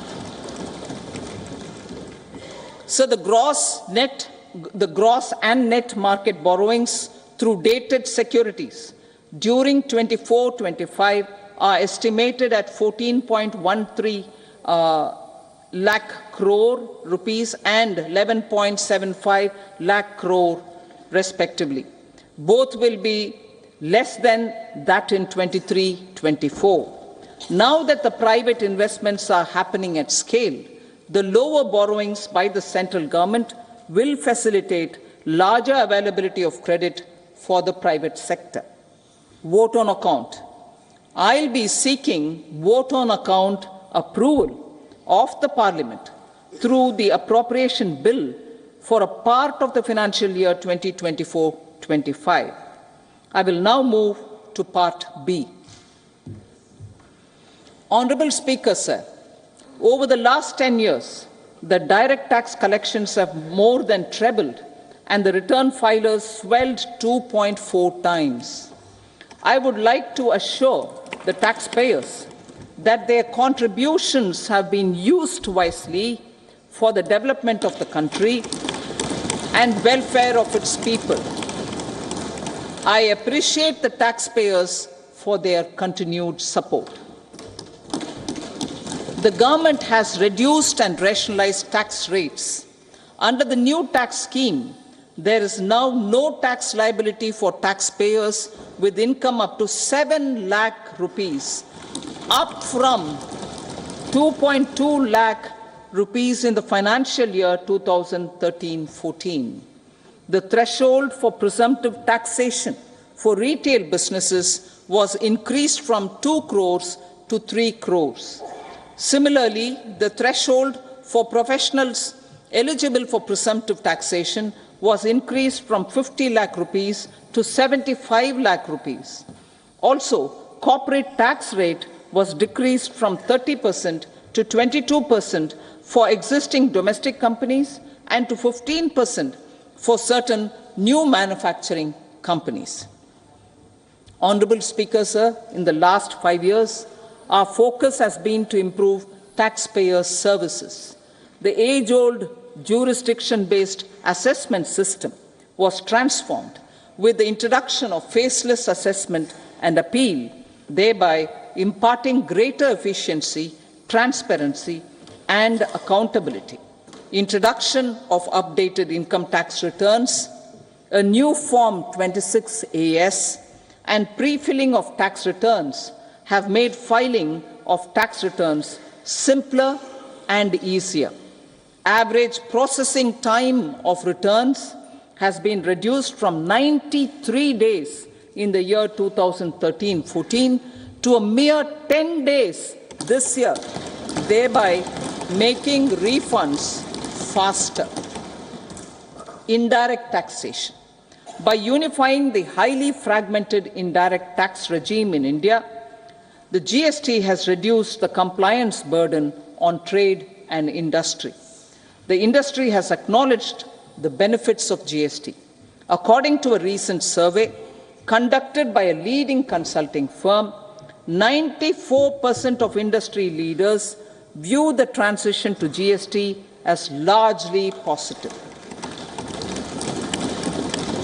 According to 80% of the respondents, it has led to supply chain optimization, as elimination of tax arbitrage and octroi has resulted in disbanding of checkposts at the state and city boundaries. At the same time, tax base of GST more than doubled, and the average monthly gross GST collection has almost doubled to 1.66 lakh crores this year. States too have benefited. States' SGST revenue, including compensation released to states in the post-GST period of 2017-18 to 2022-23, has achieved a buoyancy of 1.22. In contrast, the tax buoyancy of state revenues from subsumed taxes in the pre-GST 4-year period of 2012-13 to 2015-16 was a mere 0.72. The biggest beneficiaries are consumers, as reduction in logistic cost and taxes have brought down prices of most goods and services. We have taken a number of steps in customs to facilitate international trade. As a result, the import release time declined by 47% to 71 hours at inland container depots, by 28% to 44 hours at air cargo complexes, and by 27% to 85 hours at seaports over the last 4 years since 2019. When the national time release studies were first acted. Tax proposals. As for tax proposals, in keeping with the convention, I do not propose to make any changes relating to taxation and propose to retain the same tax rates for direct and indirect taxes, including import duties. However, certain tax benefits to startups and investments made by sovereign wealth or pension funds, as also tax exemption on certain income of some IFSC units, are expiring on 31/3/2024. To provide continuity in taxation, I propose to extend the date to 31/3/2025. Moreover, in line with our government's vision to improve ease of living and ease of doing business, I wish to make an announcement to improve taxpayers' services. There are a large number of petty, non-verified, non-reconciled, or disputed direct tax demands, many of them dating as far back as 1962, which continue to remain on the books, causing anxiety to honest taxpayers and hindering refunds of subsequent years. Honourable Speaker, sir, I propose to withdraw such outstanding direct tax demands up to 25,000 rupees pertaining to the period up to financial year 2009-10 and up to 10,000 rupees for financial years 2010-11 to 2014-15. This is expected to benefit about 1 crore taxpayers. 1 crore taxpayers would benefit out of this. Economy then and now. In 2014, when our government assumed the reins, the responsibility to mend the economy step by step and to put the governance systems in order was enormous. The need of the hour was to give hope to the people, to attract investments, and to build support for the much-needed reforms. The government did that successfully, following a strong belief of nation first. The crisis of those years has been overcome, and the economy has been put firmly on a high, sustainable growth path with all-round development. It is now appropriate to look at where we were then. I repeat, it is now appropriate to look at where we were then till 2014 and where we are now, only for the purpose of drawing lessons from the mismanagement of those years. The government will lay a white paper on table of the House.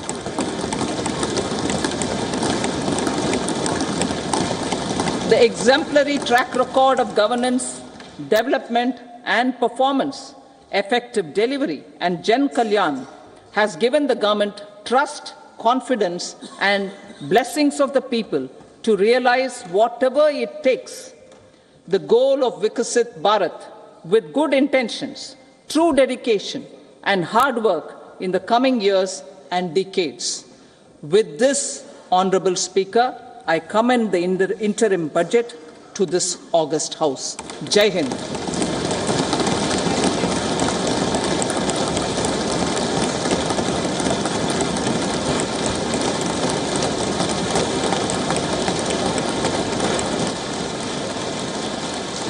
Item number 2, Srimati Nirmala Sitharaman ji.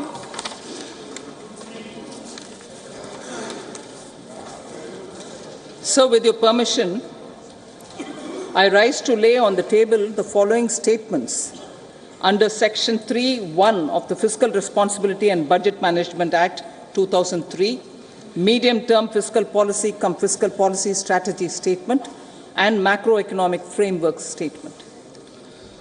Item number 3, Srimati Nirmala Sitharaman ji. Sir, with your permission, I rise to move for leave to introduce the Finance Bill 2024. प्रश्न ये है कि विधेयक को पुनर्स्थापित करने की अनुमति प्रदान की जाए। जो सदस्य इसके पक्ष में हाँ कहें, जो सदस्य विरोध में ना कहें। मेरे विचार में निर्णय हाँ वालों के पक्ष हुआ, हाँ वालों के पक्ष हुआ। माननीय मंत्री जी विधेयक को पुनर्स्थापित करें। So I introduce the bill. सभा की कार्रवाई शुक्रवार दिनांक 2 फरवरी 2024 को प्राप्त 11 बजे तक के लिए स्थगित की जाती है।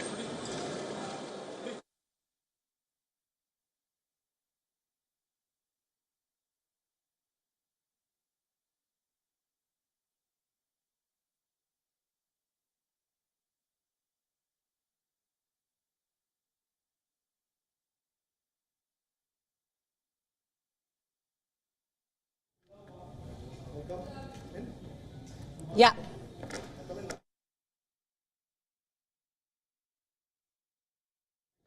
So it's as expected broadly. Right, so that was, of course, India's Finance Minister Nirmala Sitharaman, who has officially presented the final budget of Prime Minister Narendra Modi's government. And this, of course, was the interim budget before India goes to polls in April or May this year to discuss whether what was announced was in line with expectations, the predictions. I have with me our business editor, Rahul, who is in the WION studio to discuss this and a lot more. Rahul, first things first, was it as expected? Broadly, yes. The surprising part was the fiscal deficit target. It was expected to be about 5.4% for next year. That's lowered to 5.1%. It's very clear they're looking at fiscal discipline now. They're looking at lowering debt at any cost. And that's a broad takeaway, but broadly in line with what was expected. Right, overall. and as I understand, there will be no change to taxation in the 2024 interim budget. Yeah, what are your thoughts on that? That was expected as well, Right. because they really cannot make any significant changes. That's not what is done usually in the interim budget. This is only for the first 3 months, right, before, until the elections and a new government is formed. So tax rates, nobody expected a change in the tax rates. Right. It'll come in the full budget. Right. Let's talk about the focus in the finance minister's speech. As expected, the renewed focus on youth, the poor, farmers, and of course women. Your thoughts on that? I think it's very similar to what they planned last year. I think the nuances that they have spoken about in this year in terms of specifications and allocations, I think that makes a slight difference. It looks like they're serious. Last year, there wasn't so much money allocated to their focus areas. But this year, it's clearly changing. They're looking at putting money into these sectors, into the focus areas. One of them is on youth, for example. They've increased allocations for skill development or for tech. So these are important takeaways from the budget. Right, and also talking about the focus on women empowerment, she also mentioned that, the country cannot progress until we empower particular sections of society, be it the poor, be it the women and the youth. You mentioned the upskilling of youth. What about women empowerment? What was announced there? I think the Nari Shakti concept as such, they are looking at improving allocation, skill development, also the direct money to women farmers. I think there'll be a change in that allocation right now. But I think the full budget will give you a better picture of this. At this point, it's just an announcement in the focus area. So we'll need to look at the numbers when the full budget comes out. Yeah. Talking about the guiding principle that she mentioned, reform, perform, transform. Let's discuss that now. Words, Right. broadly. I think in terms of growth, I think it's very clear. International bodies are accepting that India is the fastest growing, and India will be a $5 trillion economy in 2 years. 2047 plan, I think that is interesting at this point to make it a developed economy. There are lots of schemes that India has announced last year, which have been taken forward now in the interim budget. I think we'll need to wait for the full budget to see, Right. while the government is looking at cutting deficit, how are they going to boost growth and certain sectors? Where are they going to get the money from? Because that's the question that's not answered in this budget yet. Right. You know, in the lead up to the budget, we were talking about the focus on infrastructure spending, capital expenditure, which is needed, investing in India essentially. Was what was announced in line with what was expected? Actually, better than that. So that's where the question comes. How are they going to maintain fiscal discipline while increasing capital expenditure? I think something that was missed was how are they going to improve or increase or get private investment into capex, the capital expenditure. How are they going to boost that? I didn't see any significant announcements on that, but I think that should come in the full budget again. Right. Another significant announcement was that the government will now be launching a scheme to help the deserving sections of the middle class, as was earlier quoted by Prime Minister Modi. See, I think if you look at the Niti Aayog data, it clearly speaks about how a larger population now is in the middle class at this point. So they had to address it at some point. The lower strata of the middle class, they had to address it. There are schemes. Will there be any tax breaks? I think that should help the lower strata as well, but that's not coming now. So again, I think this is broadly in line with the main themes and the direction of the government, but there are a couple of questions that we need to look at. Right. If I may ask, what are those questions? One is, how are they going to fund? Right. They have not spoken about disinvestment because they have not been able to match to the target that they have set over the last few years. And I think they are looking at that aspect to fund some of the schemes like we thought before the budget. Let's wait for the full budget on that. Right. My colleague Vikram Chandra is also with us to talk about this. Vikram, what's your analysis, your wrap-up of the budget? Well, the wrap-up essentially, Priyanka, is pretty much that as expected, you haven't deviated from the convention, which is pretty much not to do much. That's an interim budget. There was a very tantalizing statement that Nirmala Sitharaman said, when our government comes back, we will present a full budget in July. So that's essentially what the takeaway was. No change in taxation, no change in what's happening. A certain direction on the fiscal glide path was, of course, there, that there will be further consolidation. But essentially, it was a recitation of all the major things that have happened in the last few years and an indication of some potential focus areas going forward, tourism, infrastructure and the likes. But that is pretty much it, that, she's saying wait for the full budget, which will come in July. I think that was the sum and substance of it. What about the focus on youth? I think that was one of the pillars of growth, as she mentioned, that the government will continue to focus on the youth, the poor, the farming community, and also women.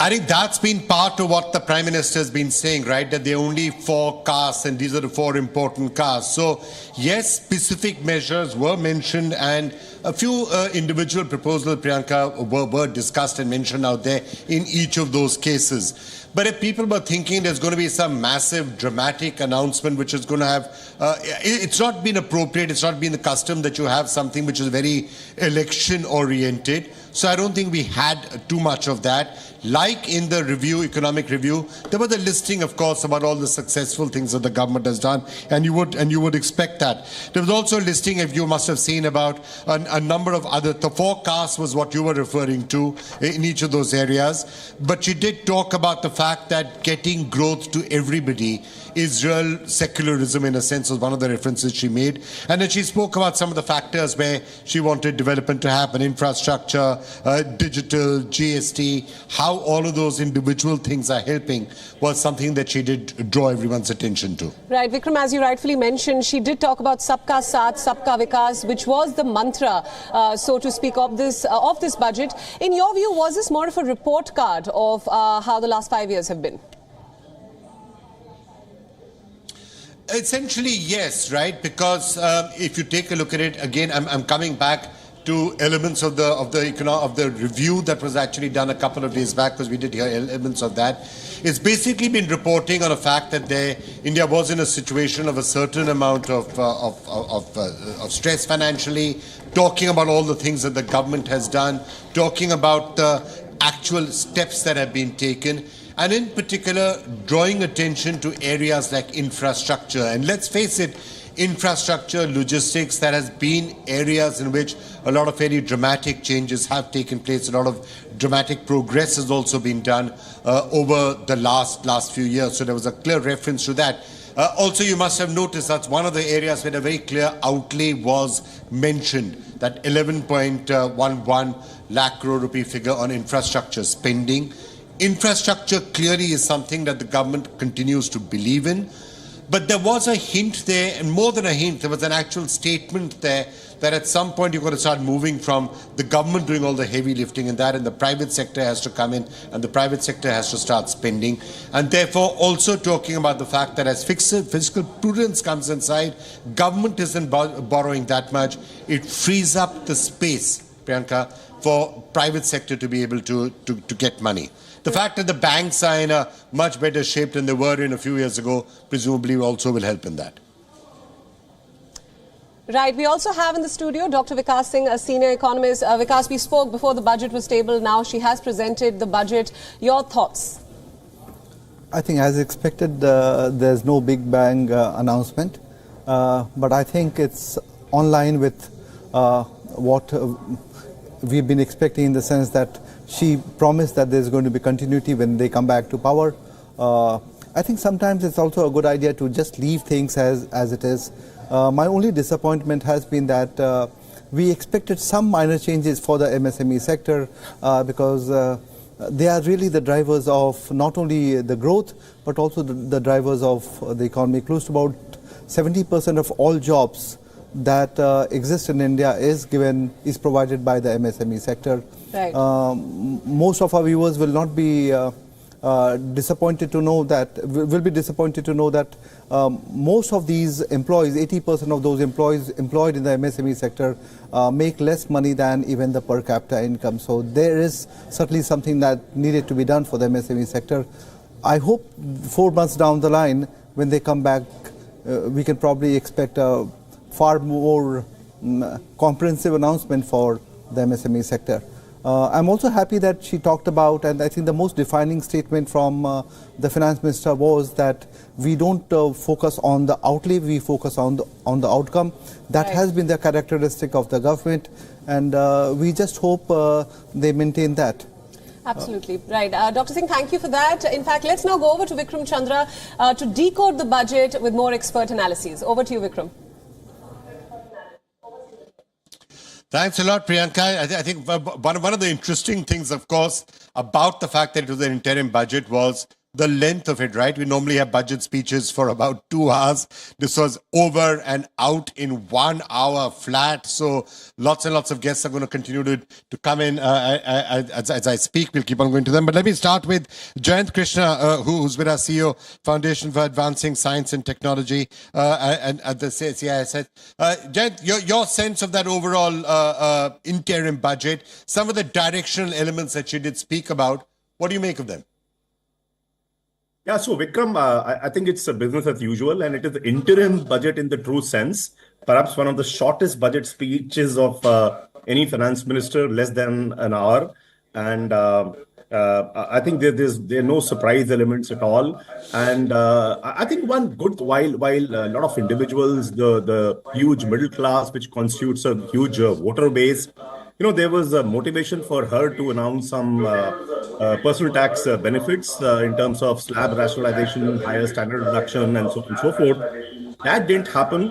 That was surely a step in the right direction. And overall tax regime, direct, indirect, everything, nothing changes, which is long term. If you look at, that's good for one simple reason, because the investors all over the world now look at some kind of a regulatory certainty that they want to experience while engaging with India, and too many changes, big ticket changes, especially in the tax regime, both direct and indirect, is not to their liking. So I think that's something good in the budget. Other couple of things which I saw, a huge focus on infrastructure that she laid in terms of tripling it in the last 4 years of this government. And also a huge, in a budget year when, fiscal prudence is very important. I think on already a big base, if you announce 11.1% increase on infra spend, which amounts to 3.4% of the GDP. I think that's a pretty impressive, pretty good. But one thing which I see loud and clear, which is a significant change and a new item, brought on the table by Nirmala Sitharaman, is on research and development. See, we all know, I mean, India as a country, we spend just about 0.7% of our GDP on scientific research and development, which is far lower than most developed countries in the world.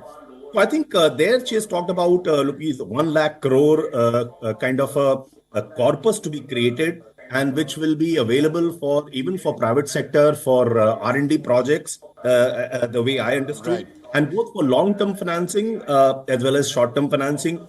And it will have either very low or negligible or nil rate of interest. So I think, now private sector can invest in R&D without bothering on the cost of, borrowing that money for research and development, because they can always take these loans from this corpus.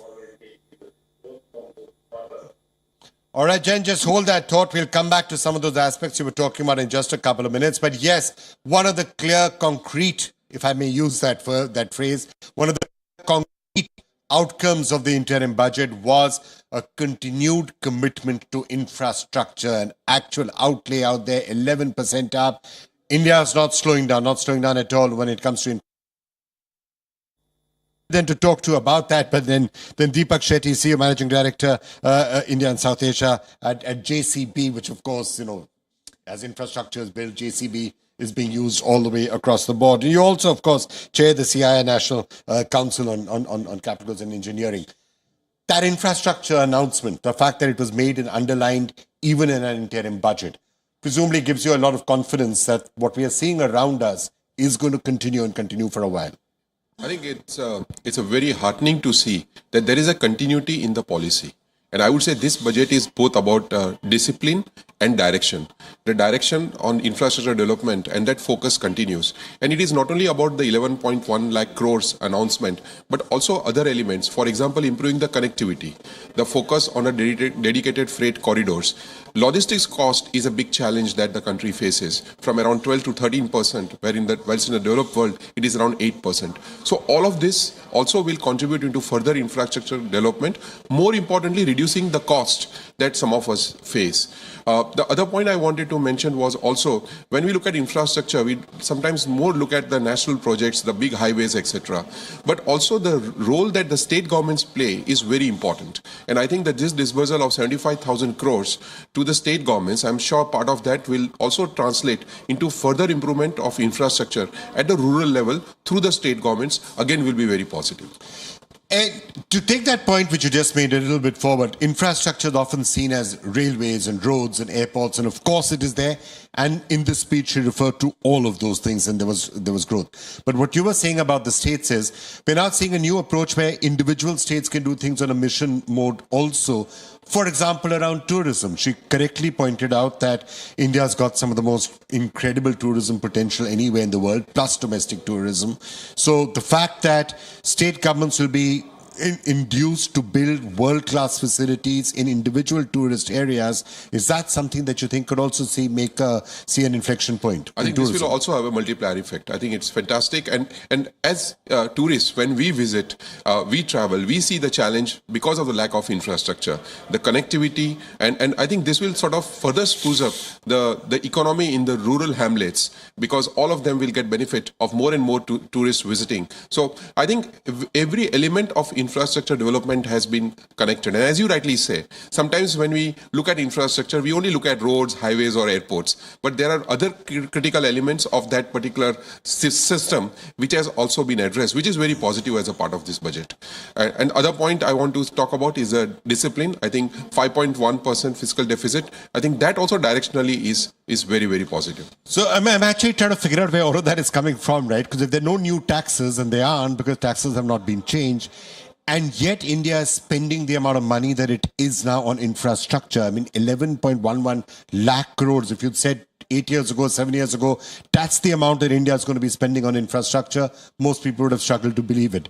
So where's the money coming for all this? So, and there welfare measures also taking place. Well, I'm an engineer, not an economist, but I will hazard a guess. I think it's more about the improvement in the collections. We are seeing that whether it is through the toll collection, the GST collection, I think the Honorable Finance Minister alluded to that particular fact, that the discipline in collection is improving. And I think GST, we all agree, that has been a milestone and a landmark change. I'm sure all of this will benefit to put more money into the government's coffers, which they can further invest into infrastructure development. Okay, let's get an economist in on that fiscal deficit and where the money for all this is coming from. Dr. Singh is still with us in the studio. Dr. Singh, how do you see the maths for all of this working out, right? More spending in areas like infrastructure, and yet the fiscal deficit is remaining fairly constant coming down to 5.1, and she's recommitting to that glide path that will try and bring it down to 4% and under. How is it happening? Is it entirely compliance, or is there something else to it? I think it's a combination of growth and compliance. Both of them, it's almost like a double engine, as most politicians talk about. So compliance is a big factor, and we are already seeing that the number of people who are filing tax is going up. The smaller entities which were out of the tax bracket are coming back. But this also has a double-edged sword, Vikram, because if the formalization of the economy gives you higher taxation, but in the short run, it's not such a great idea, because the small and the medium enterprises are hurt. So the government needs to also factor that in, at least for the next couple of years, to make sure that the MSMEs are not hurt to the extent that they start closing down. Having said that, I think the finance minister needs to be applauded for being fiscal, prudent, and 5.1 is a great number. I think the finance minister also has leeway, because the non-tax revenue can also go up, because if the economy is doing well, the income that comes from dividend, from the RBI, and of course, the best of all is that she can always dip into the Deepam fund, privatize or disinvest a couple of entities which are now doing really well, and the market price and the share price clearly demonstrates a part of that as well. I think that's one interesting area which might be looked at, because we'll have to see all the fine print for where the money is coming from. But coming back to, as you said, what's happening on the ground. So as TB and looking at what's happening in capital goods, the order books, what other capital good companies that you're aware are seeing this. How is all of this really translating at the grassroots? We see some of the roads coming up, but is that infrastructure spending actually translating at the ground level at improving things in a very dramatic manner? I think it's a very good question, and I will give you 2 data points. One is the construction equipment industry in India last year grew by almost 28%. And the construction equipment industry today is the 3rd largest in the world after North America and China. So, which certainly gives you an indication that more and more machines are sold, which are helping build the infrastructure. But I will give you one more data point. At JCB, we have got telematics on almost 2 lakh machines. And these machines communicate back with us.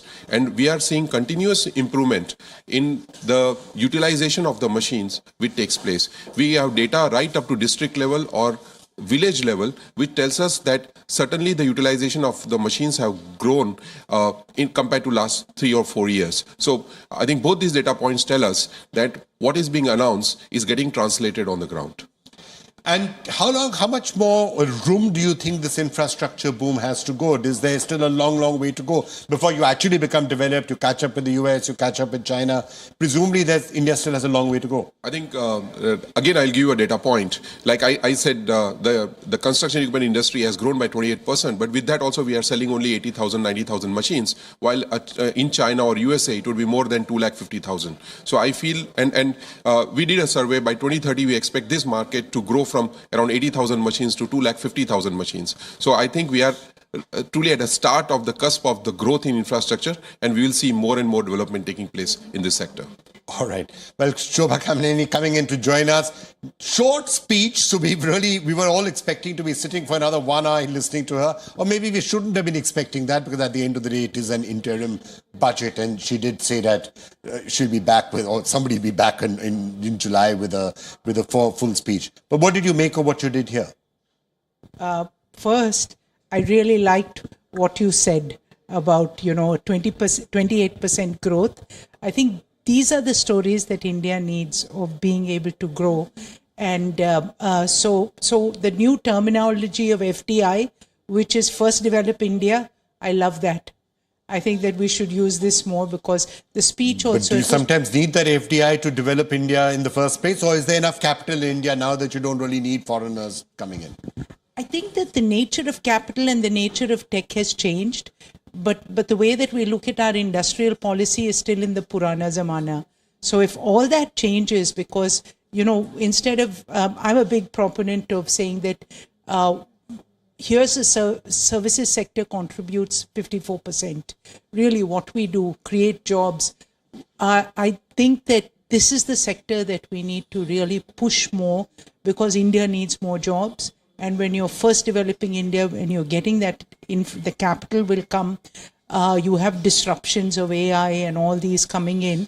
We have to upskill and reskill. So I liked what they said, from more medical colleges, more women and opening colleges, and giving them the push in STEM. These are important, even if it was a short speech. So we have to see the content of what was said. And I like some of that, as much as I like the fact that they kept the tax rates unchanged.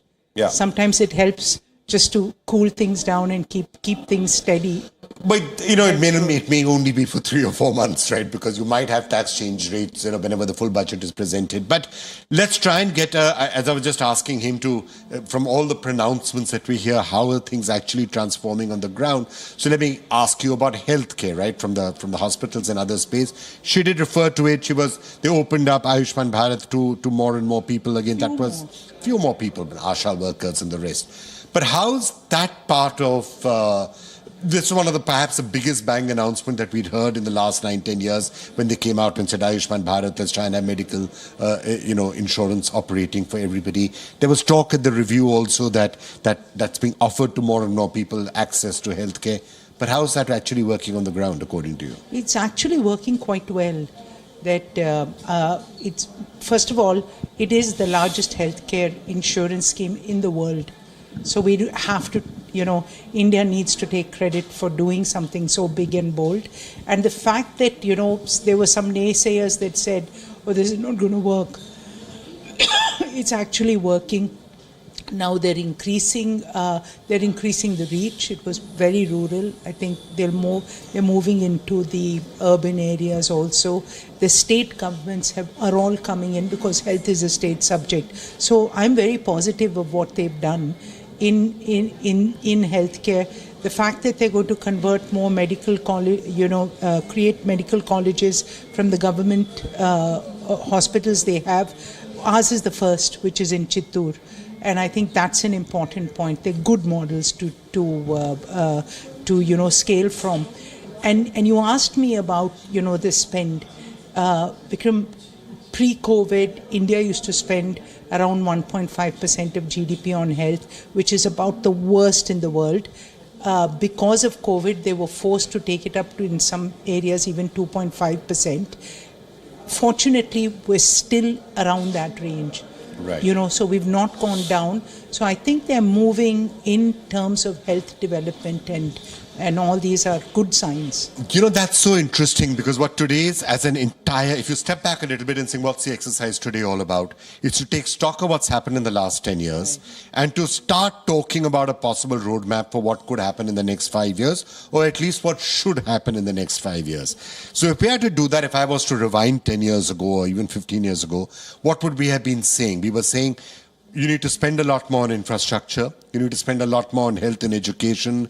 You need to do things like ease of doing business. Now, presumably that's work in progress.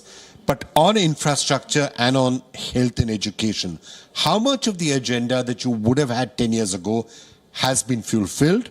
And if there's something pending, what is still pending? I'll start with infrastructure and then come to healthcare. I think overall, directionally, the way the government has focused, particularly in last few years, coming out of COVID, has been absolutely fantastic. And we are seeing that those policies getting translated into actions on the ground. There are two elements of infrastructure development, one which happens through the central government and the second element which happens through the state government. I think the state government bit has been found a bit lagging compared to what we would have expected. But I'm equally very happy that last year's 50 lakh crores and 50,000 crores and this year's 75,000 crores will certainly help spruce up that investment which comes through the state government also. So overall, very, very positive what has happened in last 10 years. So directionally, if you had a wish list, 3 or 4 things that she's mentioned, some of the roadmap in railways and other areas, but what else would you hope to see in July? I would say more specific information on allocation to the roads and highways, allocations to the railways. I think somewhere it must be there in the text, but something which regularly she has been announcing. I'm sure that will give us more confidence that more investment will take place in hardcore physical infrastructure development. The second point I wanted to make was focused announcement on rural infrastructure development. Through Pradhan Mantri Gram Sadak Yojana, Awas Yojana, we saw this announcement about 2 crore houses being built, but a similar announcement on the roads in the rural hamlets, I think will be very, very important. Right. If I could ask you for your roadmap then on healthcare, what would you have had 10 years ago? What has been done and what is still to be done? I would have thought the biggest problem 10 years ago is scarcity of facilities and access by all, because you really want healthcare to be so broad that everyone, should be able to get it. Ayushman Bharat has definitely solved for this. The fact that more hospitals have come up, more healthcare, and the exciting part of it is that India has actually leapfrogged in digital health, whether it's the government stack or it's all us private players coming in with digital health. This is something that has really made a transformation for access and for cost. So there's been a huge transformation. Going forward, I think the opportunities, when you're talking about these more medical colleges, it's really to create great jobs and India for a greying world. So this is a point. India needs jobs. India needs well-paying jobs. And I think healthcare will be about the biggest player for that. And with AI coming, who knows, the way healthcare could also change is something else to keep in mind. I think that AI, we should make generative AI work for better quality of jobs rather than displacing jobs. And if India can get that right with a good new industrial policy, I think that this is something that the world will learn from us. All right. Well, talking about new technology, I'm sure you're all seeing that QR code which is there on your screen. If you're wondering what that is all about, just scan it. Scan it. You can ask experts any questions that you have, or others, and we'll try and get those questions answered for you during the course of the day. So that QR code, interactive television, is something which is very clearly one of the innovations that you will see more and more. Jayant, if I could just get you into that debate, and an exercise that we'll keep doing today, report card on the last 10 years and unfinished business, unfinished agenda to do in the next year, next 5 years, next 10 years. What would be very high on your list of priorities?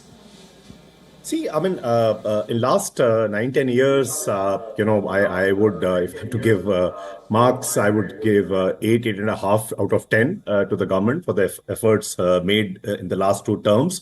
In terms of the unfinished agenda, I definitely see, Vikram, that, on healthcare, I think we've just crossed 2% of our GDP on public expenditure on healthcare. That has to go to up to 4% progressively. That's very, very important if universal access to healthcare has to be ensured for a country as huge as 140 crore people. That's very, very critical. Education and skill development is another huge agenda where a lot of unfinished jobs, task exists. We invest just about 3% of our GDP on the government spend on GDP, both federal and state governments put together on education and skill development, which is among the lowest among all major developing economies and the developed countries. This has to be doubled to at least 6%. That's very, very important. Otherwise, this entire talk about a new education policy or India reaping a rich demographic dividend, this would remain an unrealized opportunity or a potential. So I think this is very, very important. And third, to my mind, which is extremely important, that we have to become not just the fifth largest or fourth largest or third largest economy. We have to become an economy driven by innovation. We are right now a distant cry from that. And that cannot happen unless we lay a lot of focus on creating intellectual property within the country. Right now, we leverage, be it Apple, be it Samsung, be it any other technology,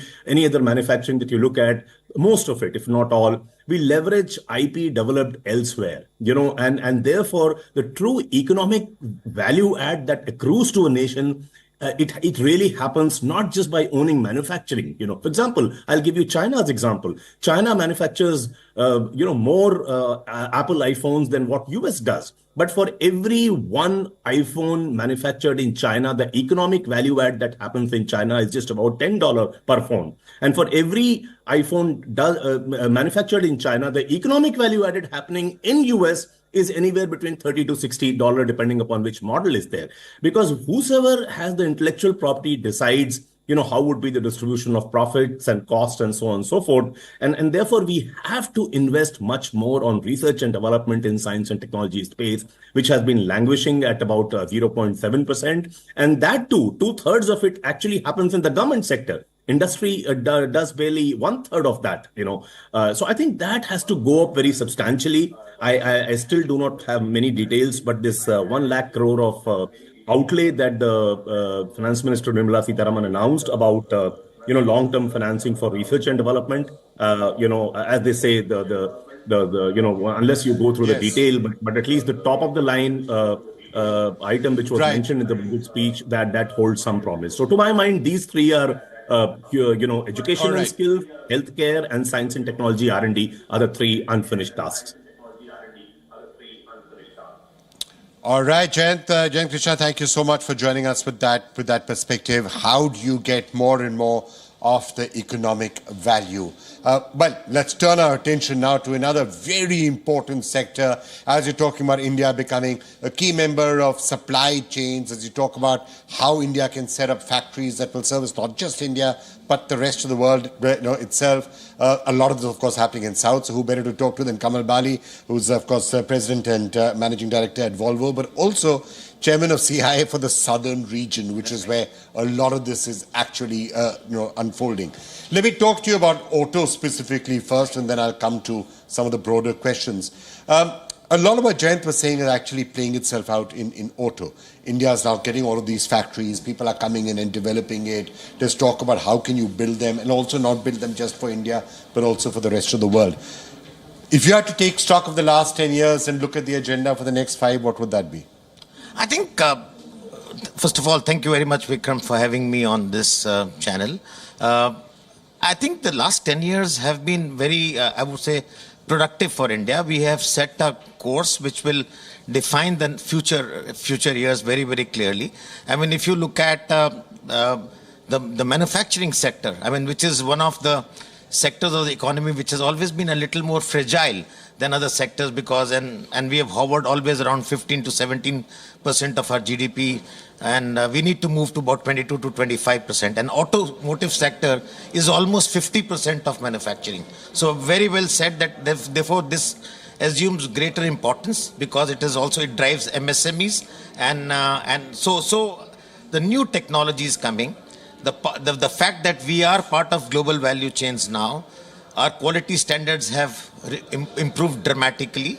Of course, the world is also moving at a very fast pace. There are Industry 4.0 challenges to get our MSMEs up to speed on that, because MSMEs account for almost 85% of manufacturing, even in automotive sector. So how do we really push them up? So therefore, to my mind, there's 1 lakh crore in technology and R&D, which she has set aside, I would say more like a grant, because it's over 50 years, okay, I mean, repayment. So I think that's something very, very important for Indian industry. So interim budgets are normally just a statement of broad purposes. Right. But you and most of the experts you've been speaking to have been catching on that one thing as potentially a big bang announcement even in an interim budget, because it potentially allows a lot to be done. Lot to be done, absolutely. It is going to have a multiplier effect, and also the fact that in India, I mean, at a national level, forget government and private sector,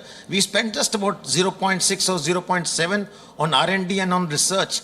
And with all the sunrise sectors of the economy now in play for the world, we need to invest money in R&D. And I guess we should reach about 4% of our GDP by 2030, 35 or something, at least 2.5% in the next 5 to 6 years. So this, to my mind, will spur more attention, more drive to people and youngsters coming into these sectors and experimenting, trying, failing quickly, no problem. But I think it will set in a new mindset and culture of innovation and investing in technology.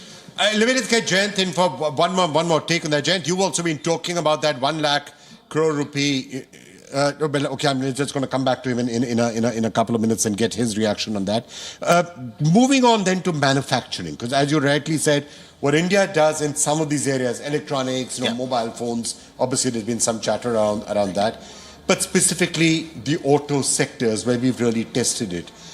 There has been some experience. Some companies have come, Japanese companies, Korean companies, Volvo's out here. How has that experience been? Anything that you would have been looking for in the interim budget? Perhaps not.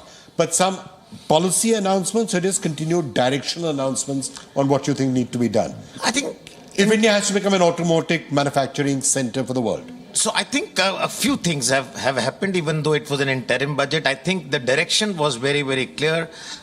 She is investing a lot in infrastructure development, which is very important for the automotive or the connectivity sector.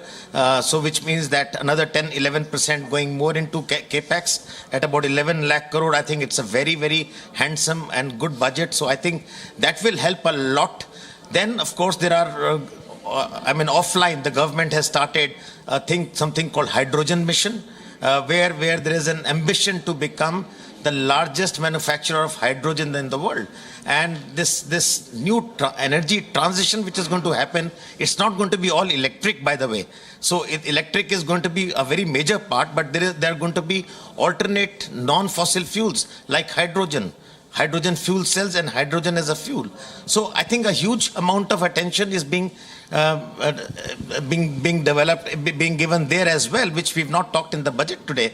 Obviously, it was an interim budget. So to my mind, directionally, we are on the right track. But could India become the leader? Obviously, one of the logic of everything that you're hearing from the government is that India should be one of the leaders in this technology. Absolutely. Now, when it comes to, again, staying with automotive for a little bit, if you look at what is coming, electric vehicles, hydrogen fuel, how will all of this actually translate? Because the era of fossil fuels is going. There is, at least in the rest of the world, a perception that China is taking the edge, right? With whether it's BYD in electric vehicles or CATL making batteries. China is really the big, strong player. What does India need to do to say, no, hang on, it's not just China, we are there as well? I think a lot of component manufacturing has to come into India.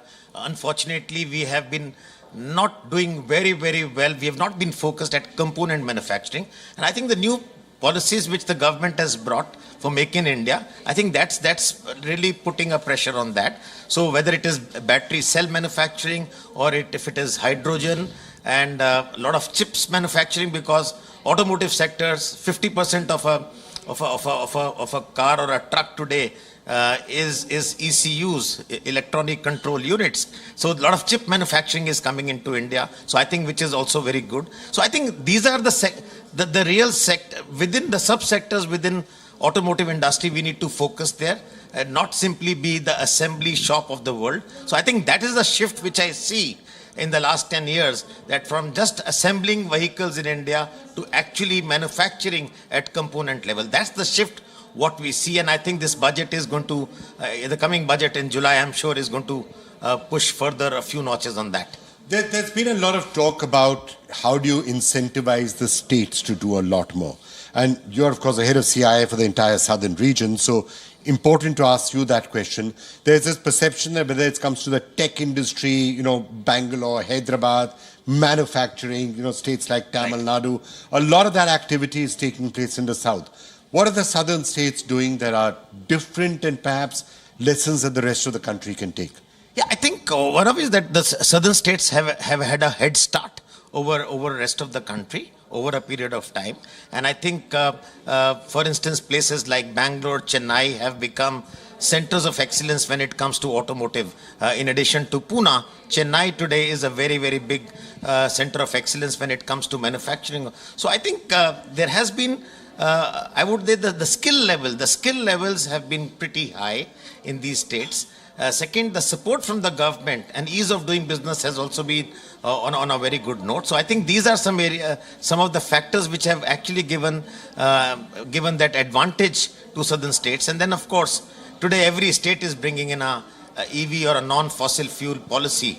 So I think that's, of course, now a common factor today. I would say, in addition to the central government subsidies like PLI and others, so state governments are also offering support, whether it is for setting up a facility, whether it is for giving you support for the initial few years, subsidy on capital expenditure. So I think this is something which is happening in the right way. But Vikram, to say, but we have, this doesn't mean that we are all done and dusted. There is a long, long way to go. Our MSMEs need a lot of support, and that will continue. That's not a thing yet ticked off completely. Then they need support with Industry 4.0 happening, connected solutions coming in. So we will have to really take them so that they can actually be part of the global value chain, which you have been talking about very correctly. So I think that is the journey while we may have some very good anchor companies like a Volvo, Toyota or someone, but I think end of the day, you also need the complete value chain within India to develop, which is something which we need to work on. So one last question. When you look at big companies, international companies saying, let us now, we want this one, China plus one, let's bet on India. Let's not bet on Vietnam, let's not bet somewhere else, let's bet on India. Big market, growing, everything else. What are some of the factors that are kept in mind? Like if you had to convince people back at headquarters or some of your colleagues had to do it, no, come make a bigger bet in India. Somebody had to tell you, must come here. What is it that they say? What are the good points, bad points? Because the bad points obviously is what needs fixing. Yeah, I think first of all, I think there is a huge confidence in the India story. Today, Vikram, when you go out, you don't have to sell the India story. The India story is now well established. People know that we have the capability, we have the talent. I mean, initially people came in here for lower cost, but today people are coming in because of talent. You will be surprised to know that the largest number of capability or global technology centers of Fortune 5 companies in the world are in India. So we have the right talent. So that's another very, very good thing. Third, we speak English. That's a great advantage. And if you compare with the rest of the world, our democracy seems quite stable and working. So that's another one. So they trust the Indian infrastructure increasingly. And I think trust is the biggest factor, which to my mind is bringing them here. But yes, they know that we have some challenges. We have some challenges of the judicial system taking its time. But that good news is that we have a... Everyone keeps saying that. That's the one item on the pending agenda. Yeah. You can't have cases that go on for 10 years, 20 years, 25 years. That's the one possible big thing that is holding back. That's one challenge. Even though everybody believes that we ultimately get justice. I mean, the judicial system is there, but I think it is too delayed. And that can, in today's day and age, that may be too late. So we need to fix that part first. But otherwise, we have a very strong story as far as our people, our capabilities, our competencies, and trust is concerned. So I think that's what is bringing more and more investments in India. All right, Mr. Bari, thank you so much for joining us. Very clear perspective of all the strengths and yes, the unfinished agenda that needs to be fixed. Dr. Singh, I just wanted to get you in on that. You heard that listing of what the good parts and the good things about India is unfinished agenda is something which we're keeping on looking forward to in the roadmap. What he was just saying, one of the things that people in the rest of the world worry about, long cases which go on forever, judicial delays, would that be one of the major areas that you think needs to be fixed now in the next 5 years? Sorry, Vikram, can you just repeat the last sentence? Yeah, asking that as we were just hearing from Mr. Bali, there's so many things that India has going for it, so many things that foreign investors look to and get encouraged by. Perhaps the one area where they would still be somewhat concerned which we should try and fix are things like too long a process in going for arbitration or cases going on for years, if not decades, getting that sort of a thing fixed, policy flip-flops. That's one of the areas that still needs to be fixed in the next 5 years or 10 years. Yeah, I think everything's good because the Western world really sees India not only as a big customer base but also as an investment base. So in that sense, it's been good. But India definitely needs both administrative and judicial reforms. The cost of doing business is still very high. The ease of doing business, in spite of several positives, is still something that we really need to work on. So these are some of the things that the finance minister needs to focus on. Administrative reforms is something that is immediately needed because the Indian government and the Indian people should not think that we are the only people in the world who can draw investment, because there are others who are competing with us. There are smaller companies, there are smaller countries which seem to be doing better than us in attracting investment. So we've done well, but India needs a pat on the back, but still not done. There's still a few things that needs to be taken care of. All right, Eddie, as we're looking at the fine print in everything that we are seeing right now, the fact that there are no changes in terms of taxation, that is something pretty much to be expected. But did you hear an indication, at least from Nirmala Sitharaman, that one of the basic principles of taxation is something that she believes in, and therefore, in case this government comes back, which of course we'll know in a couple of months, should be the principle, which is the Laffer curve, which is low and moderate taxation, ease of paying your taxes. So compliance, the fact that it's faceless, the fact that people are just being able to, you get those pre-filled forms. That seems to be something that now the government seems to be believing is very much the right direction to go. You trust in people, you allow them to pay their taxes, and you do it in a very simple manner. Your tax buoyancy will take care of a lot of the expenses that you need. Yeah, I think over the last 5 years, I think the number of people who are filing tax is going up. But India needs to, we need to do more. Even today, close to about 20% of the people, rich farmers, who are still not paying taxes. I think it's a difficult bullet to bite, but I think it needs to be done, because we can't have a society where the rich farmers just get away by not paying anything, whereas the middle class, the salaried class have absolutely no leeway to either save taxes or so they rue the fact that they are really left out. So India needs to work, it needs to expand the tax base. And I think India has now the technology and the means to really identify those people who are not paying taxes, even if they are in the farm sector. That needs to be done. I mean, people talk about that why should farmers pay taxes, but they're close to about, our estimate and our research says that close to about 20% of farmers can pay tax, and they should pay tax.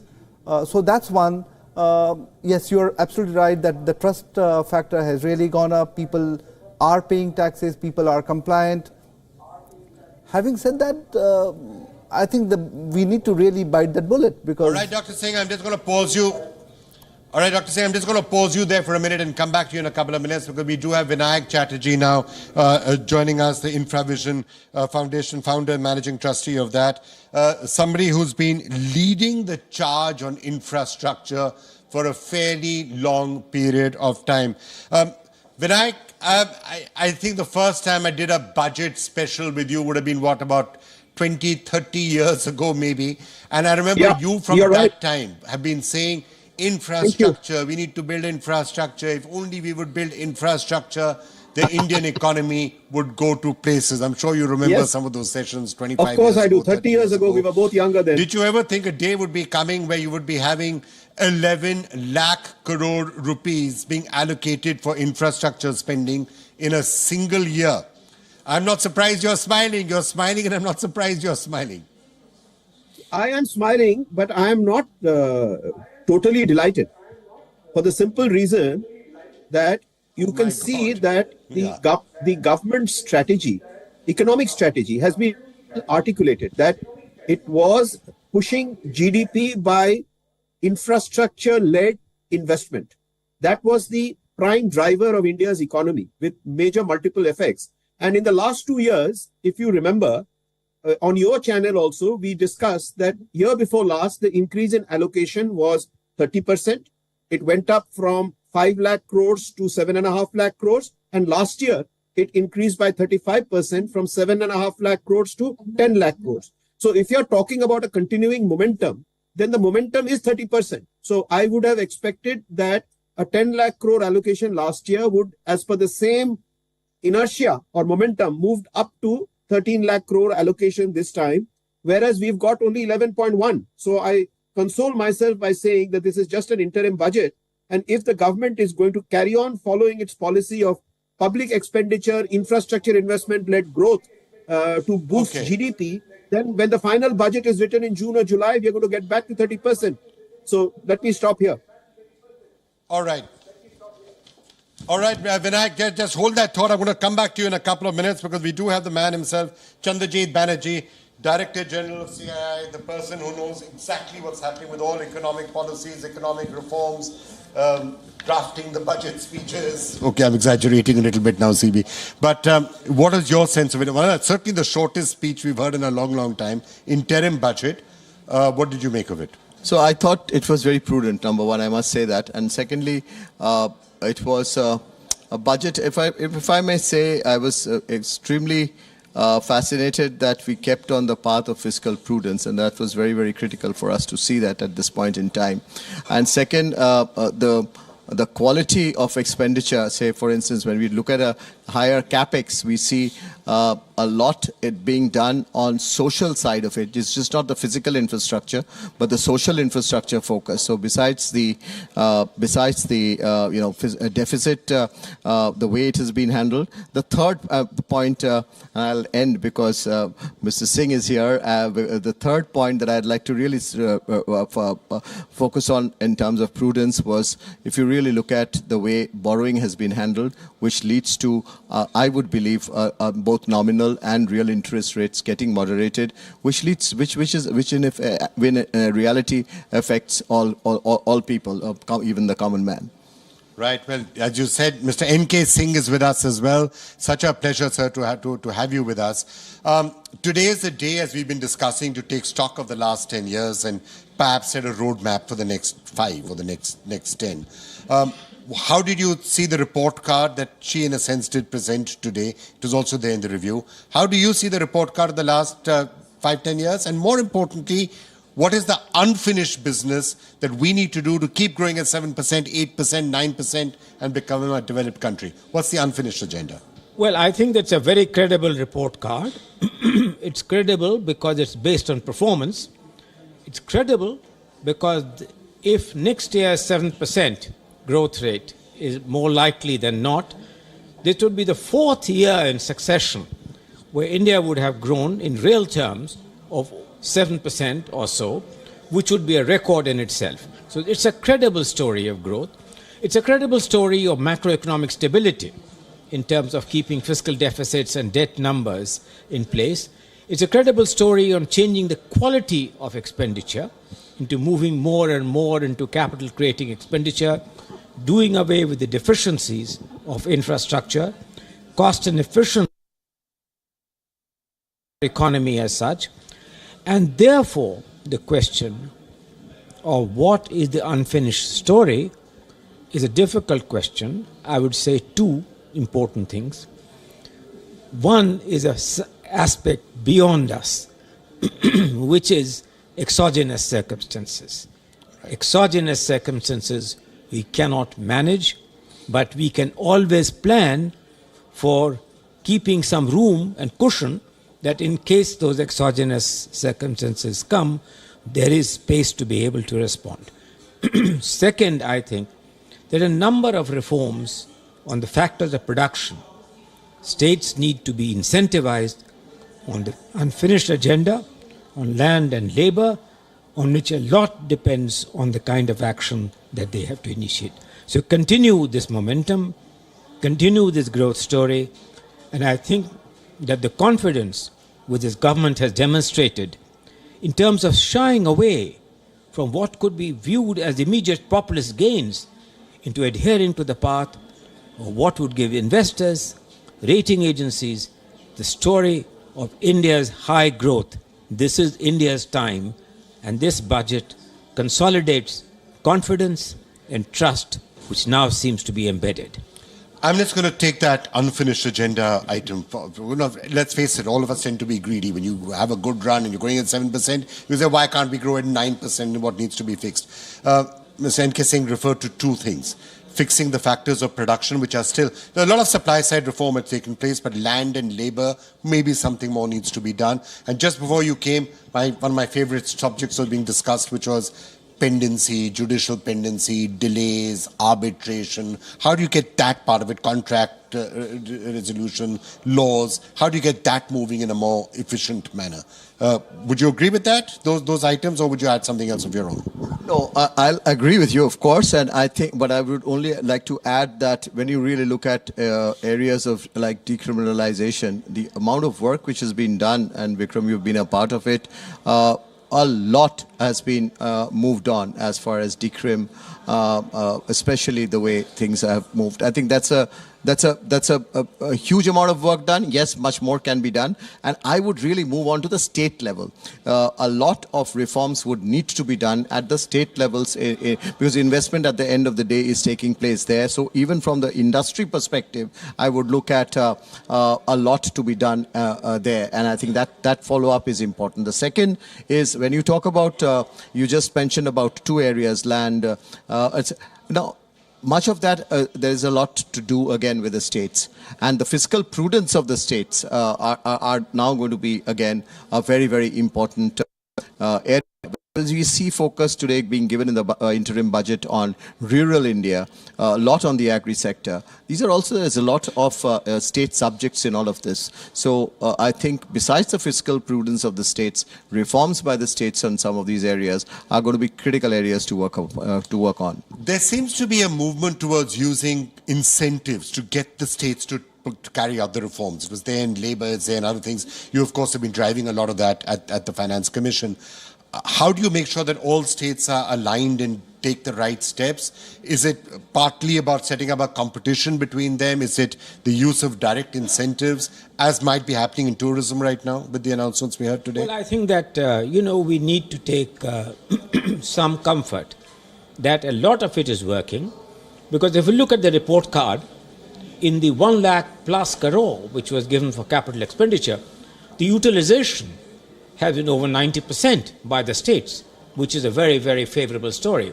Second, I think that there is a great nudge, if you see, Vikram, in the announcements which were made today, or the issues which came up, was this rooftop solar as an important ingredient. Now, that is apart from the immediate environmental impact of what solar rooftops might do, has another deep embedded reform story, namely that one of the most laggard aspects of our reforms has been the reforms of the power distribution companies by the states. And if this rooftop story is going to give them inherent competition, they've been nudged into reforming the long needed reforms of the power distribution companies, which is a very important. So that's a classic example of doing it by way of incentives, both direct and indirect, to bring about. And I think that if they extend it in terms of really, now take for instance tourism, it's a comparative kind of a thing. One of the story which was there was on creating of new cities by way of the grants which were given by the earlier Finance Commission to be done. So it's a combination of incentives, nudging them, because the states are now willing to take on the challenge. Look at their performance on the state GST. They are a major beneficiary of the improved tax buoyancy and tax reforms. And the tax figures this year close to 18%. Yeah, I mean, GST has been a remarkable success, as you can see. And yet there is room to go further on that. So I think that in my view, we are on a path of great growth. We need to intensify. We need to carry on and have a combination of, I agree with CB, making states really realize that their future lies in being a part of this big story of the India destination, which is happening right now. All right, Mr. N.K. Singh, I know you have to leave us, so thanks a lot for having joined us. Vinayak, something you wanted to add on the infrastructure story? We heard a lot what's happening. What else do you think India needs to do to make sure that our infrastructure is truly world-class? Look, I've already made the point that hopefully when the final budget and the full budget is written, we will see the 11% growth of this year, which is purely a carry-on budget exercise because the construction materials have an inflation index of about 5 to 6%. So you're really talking about only a 4 to 5% real increase in the budget. So assuming that this is just for carry-on and that the next budget will have will go back to the momentum of 30 and 35%, which the economy requires, by the way. It's not a pipe dream. Remember that you've got 7% GDP growth because infrastructure outlays increased by 30-35%. And when you suddenly reduce that to 11%, then there is the lurking fear that your GDP may slow down, particularly when the finance ministry officials confidentially told us last year after the budget that they have a confidential research paper which says that every 1 rupee spent on public expenditure on infra results in 3 rupees of GDP, and 1 rupee given in FBT, direct benefit transfers, DBT, results in 90 paisa increase in GDP. So I am hoping and praying that when the full budget is released, we will go back to the momentum of 30-35% increase in the infra budget, which will take it from 10 lakh crores currently to 13.5 lakh crores and not rest at 11.1, which has just been announced. Having made that point, the only other thing I wish to add is that there is very, very languid private sector investment in infrastructure. From as high as 38% around the end of the 12th plan, it has fallen to about 5 or 6%. So the government must address itself to all the stuff that was mentioned in the Kelkar Committee report, that to revive PPP in infrastructure, that would be paramount for India going forward for the next 5-10 years. Is a massive effort for PPP revival. And purely in terms of example, the NHAI and MORTH are already engaged in significantly revamping the BOT model for roads, which means there's a clear recognition that existing PPP models did not work. That's a big item for the government to address itself. Let me stop here. All right, Vinayak Chatterjee, thank you so much for joining us. Let's hope that a lot of that gets done. CB, if I can come back to you now. We are hearing Prime Minister's just said, what would be your manifesto for the next 5 years? I'm sure all political parties, we're going to move from the interim budget now to the election cycle pretty much. It's probably a good time for CII and other such bodies to come in and start getting their agenda into everyone's manifesto to say, here's what we really need to do to maintain the momentum, grow 7-8%, get to 7 trillion by 2030. Let's try and lock that in. Here's what you need to do. 1, 2, 3, 4. What would you be telling the political, not really, just the government, but political parties? So really going beyond the budget and how one can take forward when we really look at the way we are looking at our GDP growth, so to say, and how do we make growth more qualitatively, beneficial to everyone. So I look at number one, how do we really move to areas like the social infrastructure side. So education, affordable education, higher education, which is affordable. So that's going to be critical because today India is in a spot for the demographic dividend for just some years, right? And it's in these years we'll have to get education right in terms of skilling, getting everyone educated and skilled in the manner in which we want them to. And how do you make it affordable? And it's really making people go to school and to college and to see how we are even able to see, even say for instance, we talk about India. I'm coming to the next point. India talks about a 48% of our women being STEM graduates. Now that's a great figure, but how do we see to it that they are able to be in jobs and quality jobs? And that's the quality of jobs, improving that, getting into it. That's going to be something which is going to be, one would like to see that in the manifestos. And we've seen a lot of that on women in the budget. But we need to see even private sector playing a role. Once upon a time, we were quite disappointed when we talked about 2% CSR, right? But then we have private sector following it actually, and in fact now appreciating that. Now, we need to have some nudge into seeing how private sector equal pay parity, so to say, how private sector really enable more women participation in the labor force. I would like to really see that. I'd like to see reforms being really committed on the next levels of reforms, be it bureaucratic reforms, be it administrative reforms, be it judiciary. All of that, if we are able to see, which will make us and as this government we have been seeing, we've talked a lot about ease of living, which is beyond ease of doing business. So that's the third area that you talked about, and you say 1, 2, 3, 4. So I'll say a 4. And the fourth is, we talked a little bit about that earlier. You know, at the ground level, when we really look at a district or in rural India, there is administration there too. So it's and we often tend to blame, say for instance, we talked about, say, police. We often tend to blame that they have not been effective, they have not been right.